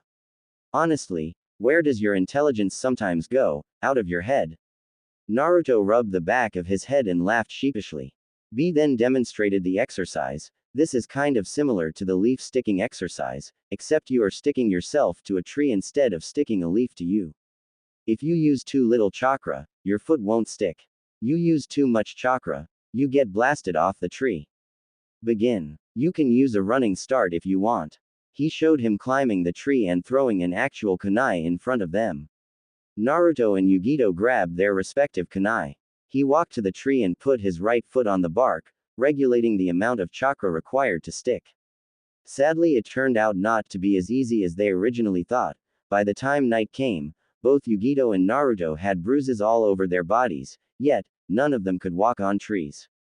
Soon it was dark, and they went home. Naruto said goodnight to Yugito before following B to their home. Once arriving there, B told A and I that Naruto knew about Kyuubi, and they both told him that he wasn't under any pressure to use Kyuubi's chakra as soon as possible. Even if he never managed, he could still become a great shinobi on his own. Naruto then, like the idiot he is, along with his father and uncle, challenged I to an arm wrestling match. Your doom, I announced with a cold calm voice that sent shivers into their hearts. I put a barrel in the center of the room. The moment it started, Naruto, A, and B tried their best to beat him, but I's arm just wasn't moving, not even an inch. Their bursts of chakra caused the house to start shaking. A and B clenched their teeth to the point that they would break at any second. Naruto was trying his best along with them. After 1 minute of trying, I grinned. Kids, he murmured before, with one move, beating all three of them, the moment their arms hit the floor, 1/3 of the house broke down. As if a bomb had been suddenly set off inside the house. Naruto coughed loudly. Having debris on top of him wasn't exactly ideal, not counting both his uncle and father. I simply shook his head in amusement. Despite no longer being in his prime, it seems he was still powerful. You three will clean this whole thing, I ordered, standing in front of them. This made all three gasp. Ah, that's not fair. Naruto was very eager to begin his journey into becoming a great ninja and eventually the best Kage in history. He was still an hour early before I arrived. And since he had slept all day yesterday, now was a good time for him to start reading the scrolls that the old Raikage had given him. Maybe I should learn more about chakra, says the 4-year-old blonde to himself. But that was only a general term regarding the subject. He wanted to know more. How it works, how to control it, and how to use it. Thankfully the scroll I had given him was well explained and easy to understand for someone his age. He was surprised and awed by the unlimited potential of what chakra could do. Especially for someone who has a tremendous amount of chakra reserves and excellent chakra control. Thanks to his furry, little, friend, he had the first part covered. But the downside is, having too much chakra can be very difficult to control, according to the scroll. He decided, then and there, that chakra control should be his main priority. But he still has his work cut up for him. After an hour of reading, Naruto didn't even notice that his Gigi was arriving at the training ground behind him. But he wasn't alone. Standing next to him was one of the Raikage's most trusted bodyguards and elite ninjas. An Anbu. This Anbu is a fairly tall, dark-skinned man with a slightly bulbous nose, black eyes that usually look bored, and shaggy, white hair which covers his left eye. He wears a high-collared, sleeveless uniform with loose-fitting pants, bandages on his wrists, and the one strap over one shoulder flak jacket of a Kumogakure shinobi. His mask was a white face split by a black lightning strike. When the Anbu and the old Raikage arrived at the training ground and saw a little boy sitting on the ground and reading a scroll from a distance, the young Anbu couldn't help but wonder why the Raikage decided to take on a new student. What made this particular child so special that he would give him the time of day and temporarily postpone his other important duties as the village's leader? But then the boy turned to face them, and when he saw his blonde hair, he recognized him as Naruto. Raikage's grandson. Good morning, Naruto-kun. I'm surprised you came so early, said the old man to the little blonde. Of course, grandfather. This is the beginning of my road to ninjahood. Wait, is that even a word? Ha ha ha, I like your energy, Naruto-kun. But, I hope you are prepared to take your training very seriously. Because, as of now, you must address me as sensei. And as your sensei, I won't pull my punches. You wanted me to make you a strong shinobi. And I will do all I can. But the rest is up to you. Yes, yes, sensei. I am prepared to do whatever it takes. I promised, remember, that I will become strong enough so I can protect everyone I care about. And I know the road ahead will not be an easy one. But that won't stop me in my dreams. Like I said, I don't go back on my word. That's my ninja way, Naruto said with a bright smile. I couldn't be more prouder of the little blonde boy before him. He could clearly see the determination and fire burning in his eyes. As you know, Naruto-kun, I can't stay and supervise your training for too long, as I have to return to the Raikage Tower soon. When that happens, I will leave you with the capable hands of one of my most talented shinobi. As you can see, he is an Anbu. So his real name will remain unspoken. But you may address him as Dull Sensei. I introduces Naruto to the dark-haired Anbu. This earned a look from the Anbu, and Naruto laughed at the funny name. Nice to meet you, Dull Sensei. I am honored, Naruto spoke with a bow to his second teacher. Now, there's no need to bow. It is nice to meet you, too, Naruto. I'm looking forward to your training. The Anbu, now identified as Dull, finally spoke up to the little blonde. When you are ready, we will begin with the physical exercises to determine your strengths and weaknesses. So firstly, I want you to do 100 push-ups and sit-ups. Afterward, I want you to run 10 laps around the training ground. Next, We shall unlock your chakra flow to help your body recover faster and work harder. Afterward, all the exercises will be doubled until we reach your limitations. I said with a strict tone. Is that all, sensei? Naruto asked nervously, as he knew that this exercise would no doubt exhaust him to the point of blacking out or crawling back home on his belly. Not quite. Lastly, we will work on your taijutsu. Once we determine which fighting kata suits you best, we shall begin your taijutsu training immediately. You will start by learning the basics of the stance and techniques. In the end, we will have a spar, whether it's with Dull or me. Can you handle all of that, Naruto-kun? Why yes. Yes, sensei. I won't let you down. Good. This will be the first stage of your training for the whole month. Let us begin. 5 hours later of intensive training. Naruto was gasping for air from complete exhaustion. His clothes were dirty, and his body was full of bruises. He had done everything that his grandfather sensei instructed. Every time he improves, his training will only intensify. Kyuubi surprisingly had offered to refill him with chakra, but the blonde had refused, saying he was going to do this with his own power. Not someone else. From doing 100 push-ups and sit-ups, become 200 and afterward 400. From doing 10 laps around the large training field, it became 20 and afterward 40.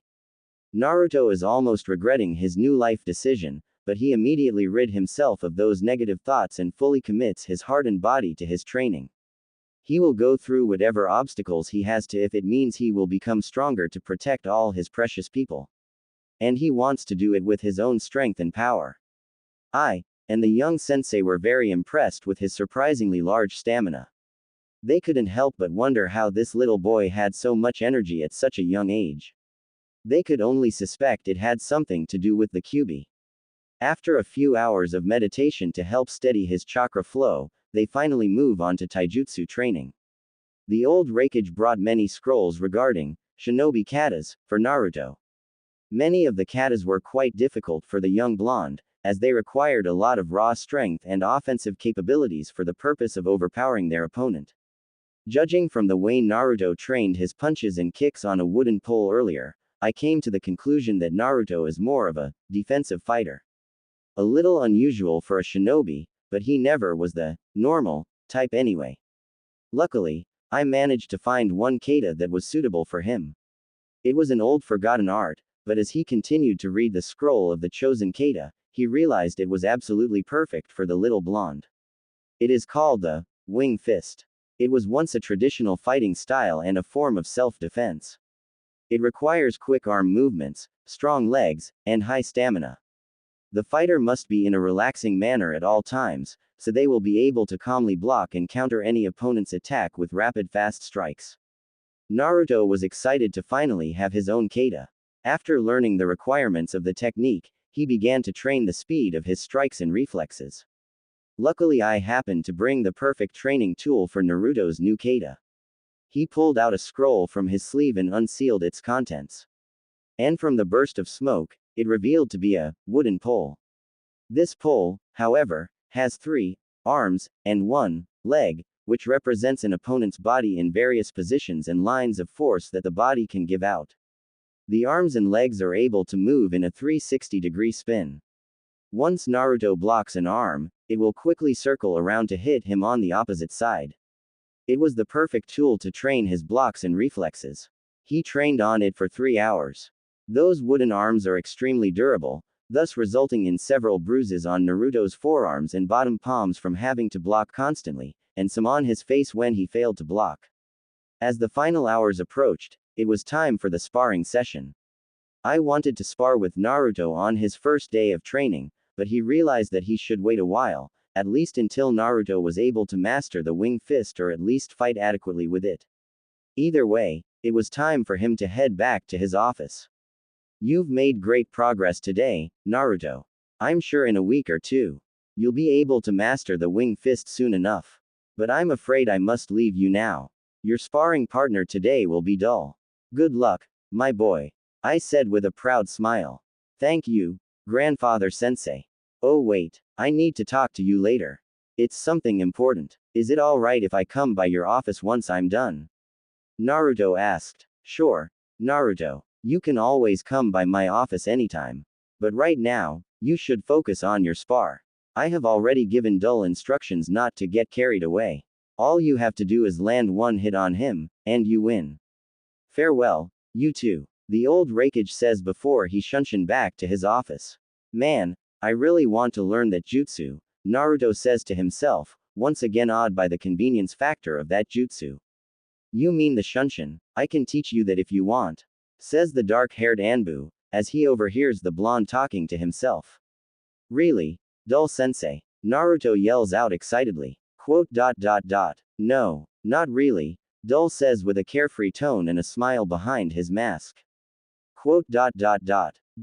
Bad Dull sensei, Naruto yells in his squeaky voice, as he is a little annoyed to have his hopes up and be immediately knocked down by the no-name Anbu. Now, don't be like that. Tell you what, if you are able to land a hit on me, I'll teach you the shunshin. But if you lose, you have to buy something for me to eat tonight. And I'm craving something sweet. What? But you're the adult. Shouldn't you be treating me? I'm for crying out loud. Now, Naruto. You are never too young to treat someone you know. Plus, I'm 18, which means I still am technically a teenager and not yet an adult. Naruto pouted a little with his whiskered cheeks, realizing there was no winning against the smart-ass Anbu. Fine, you have a deal. But this bet doesn't end here if I lose. I might lose today, and I might lose tomorrow. But I will land a hit on you eventually. And you will teach me that jutsu. Naruto finishes passionately. Agreed. Now Naruto, show me the results of your training. Here I come, Dull sensei. Naruto and Dull both charged at each other. The fight was obviously one-sided, with the dark-haired Anbu effortlessly winning against the little blonde. Naruto manages to block a couple of punches, but he fails to counter with any of his strikes at the elderly teen. This proves that one day of training isn't enough to beat someone who is considered an elite ninja who has years of experience in combat ahead of him. Dull would constantly knock Naruto down several times. Painfully. But what impressed him the most was that Naruto would constantly get back up on his feet to continue the spar like it was nothing. The boy's tenacity and determination were a welcoming quality for the dark-haired teen. But ultimately, it was all in vain, as after the 36th time Naruto was knocked down without even landing a single hit on Dull, he finally collapsed from exhaustion. Streets of Kumo, nighttime. Naruto eventually woke up but realized he wasn't on his feet or back anymore. Instead, he is being carried piggyback style by the dark-haired Anbu. So you're finally up. Ow. What happens, Dull sensei? You lost. That's what happens. Oh, man. Well, I guess it was expected. But know this, Dull sensei, I will land a hit on you one day, and then you will be the one treating me to sweets. No, even better. Ramen ha ha ha, Naruto says with his squeaky voice, as he pumps his small fist in the air excitedly when thinking about ramen. In your dreams, little man, Dull says with a smile. Naruto pouted his whiskered cheeks at the elderly teen's remark on his developing skills. It wasn't his fault that he had just started his training. By the way, Dull sensei, where are we going? Naruto asked, snapping Dull away from his thoughts as the dark-haired teen responded to his blonde student. Oh, well, since I won our little bet, I'm going to find a place that sells some sweets. And I see one up ahead, says the Anbu, as they were approaching a small store. Dango shop. Huh, I didn't think you're the type who likes dangos, Dull sensei, Naruto asked, slightly surprised. Even I enjoy some sweets now and then, Naruto, Dull admitted. Dull finally put Naruto down and told him to go into the shop and order the dangos for him. As he walks inside and sees the shopkeeper, and in turn, he sees him back. The shopkeeper gave Naruto a questioning stare before nonchalantly welcoming him into the shop like he was any other customer. He then ordered 4 sticks of dangos. 2 for him, 2 for Dull. Naruto then walked up to the dark-haired Anbu and handed him his 2 dangos. What took you so long? I was getting the feeling that you were planning to go back on our bed and run off with my dangos, said Dull to the little blonde. Nope. A deal is a deal. Besides, it wasn't that expensive anyway. Naruto said, but then remembered what he needed to do once his training was over. Oh yeah, I need to see Gigi right away. I have something important to tell him. Oh, right, you mentioned it earlier. Well, come on, I'll give you a lift there. Dull bent down as a gesture to give Naruto another piggyback ride. Thanks, Dull-sensei, but wait, can we roof jump? I always wanted to know how it feels like. Naruto asks with hope in his eyes. Hoping that he gets to experience what it feels like to travel like a real ninja. Ha ha ha, how else are we going to reach there quickly? Hold on tight, little man, Dull says before running off and beginning to jump on the roofs of the buildings with a happy, laughing Naruto on his back. 1 month later, he needed to get stronger, and he was willing to train every day and night if he had to make it happen. Naruto had already completed the first month of his training regime with the old Raikage and his Anbu. Naruto's taijutsu significantly improved when he first started. His wing fist fighting style has already reached its peak on his current level and will continue to improve through more training and sparring. The speed of his strikes and reflexes are now fast enough to block most attacks and counter with multiple fast jabs, chops, and elbow shots. Of course, he still won't be able to defeat someone of elite Jonin level like Dull, or obviously a Cage level like I, but his senseis can proudly say that he can stand toe-to-toe and possibly defeat a mid-genin level shinobi in a taijutsu fight. The next phase of his training would be chakra control, which surprised the old Raikage since Naruto is the one who recommended it. I had assumed that the little blonde would eagerly like to move on to his ninjutsu training already. But when he explains his reasons, such as, I still need more time to control the amount of chakra I use. Otherwise, the execution of my jutsus won't be as perfect as I wanted, and I'll end up wasting a lot of my chakra in the process. I also agrees with his reasons. Chakra control may not be the flashiest or the most popular subject when it comes to the younger generation like Naruto. But it is an essential skill to become a strong and skillful ninja. Chakra is the shinobi's greatest power, after all, and if you lose the respect of that power, it will only lead to your early downfall. There are 2 stages he needed to do in order to gain perfect chakra control. The first step is tree walking. It is a training method to gain more beginner-level skills with chakra control. This training involves focusing a fixed amount of chakra on the bottom of one's feet and using that to climb a tree without using one's hands. If the stream of chakra is too weak, the user will lose their footing on the tree and fall off. If it is too strong, the user will be pushed away from the tree, causing the tree to break around the point of contact, and the user will fall. The concept of this exercise is similar to magnetics. The second step is water surface walking. This training method is used to gain more advanced level skills in chakra control. To do this, the user has to be emitting a constant stream of chakra from the bottom of their feet and use the repellent force to walk across the water's surface. This technique is more difficult to master than the tree climbing practice because the amount of chakra that needs to be emitted changes constantly. Naruto began with the tree walking exercise, but surprisingly it wasn't as difficult as he thought. He would, of course, fall down a couple of times, but thanks to his previous training, he already knew the basics of how to channel chakra into a certain amount around parts of his body, such as his fist. All he needed to work on now was balancing the amount. It took him around 4 days to finally reach the top of the tree. The old Raikage was very proud of his young student for completing the exercise in such a short time. Yugito wanted to tag along, but right now, her main priority was training on how to use Matabi's chakra. That doesn't mean they have stopped hanging out. The blonde boy made sure to hang out with her almost every day. Yugito had also told him that she had made a new friend, Samui, who was 2 years older than her, but they became good friends very fast. Naruto would hang out with Yugito again 2 days later. Once that was done, they moved on to the water surface walking exercise. But this, however, was slightly more difficult for the whiskered face blonde. The surface of the water is constantly changing, unlike the solid surface of a tree. This exercise lasted for almost 1 week for him. But eventually, he managed to stay on the water's surface without falling in for almost 30 minutes, which is already an impressive start. I smiled with pride at his grandson learning things so fast. Naruto is completely exhausted, both physically and mentally.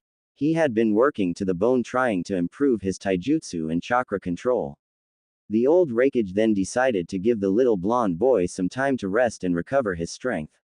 Naruto-kun, I am very proud of your progress.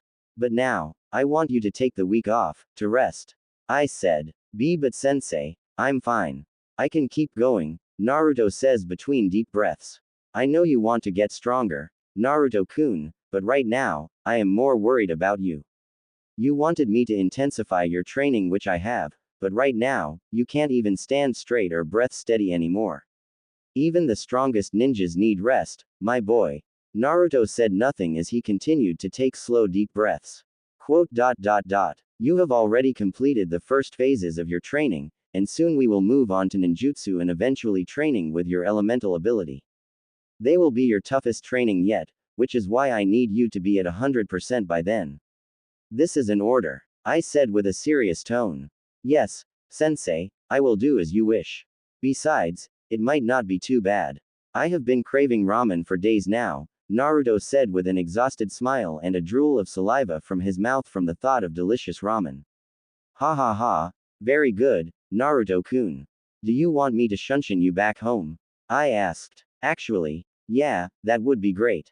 My legs feel like jelly right now, Naruto said with a tired smile. The old man then placed a hand on Naruto's shoulder, and they shunshin away to the little blonde's apartment. Naruto immediately collapsed on his soft bed and fell asleep. The Raikage smiled at the sleeping kid and then shunshin away again, but this time back to his office. Home. Naruto was asleep for one day. The reason why he woke up now was that his stomach was crying out for food. Ramen, in particular. He got off his bed and saw it was now the middle of the evening. He then went to take a long shower first, after realizing he had not cleaned himself up before falling asleep, which he now stinks of sweat.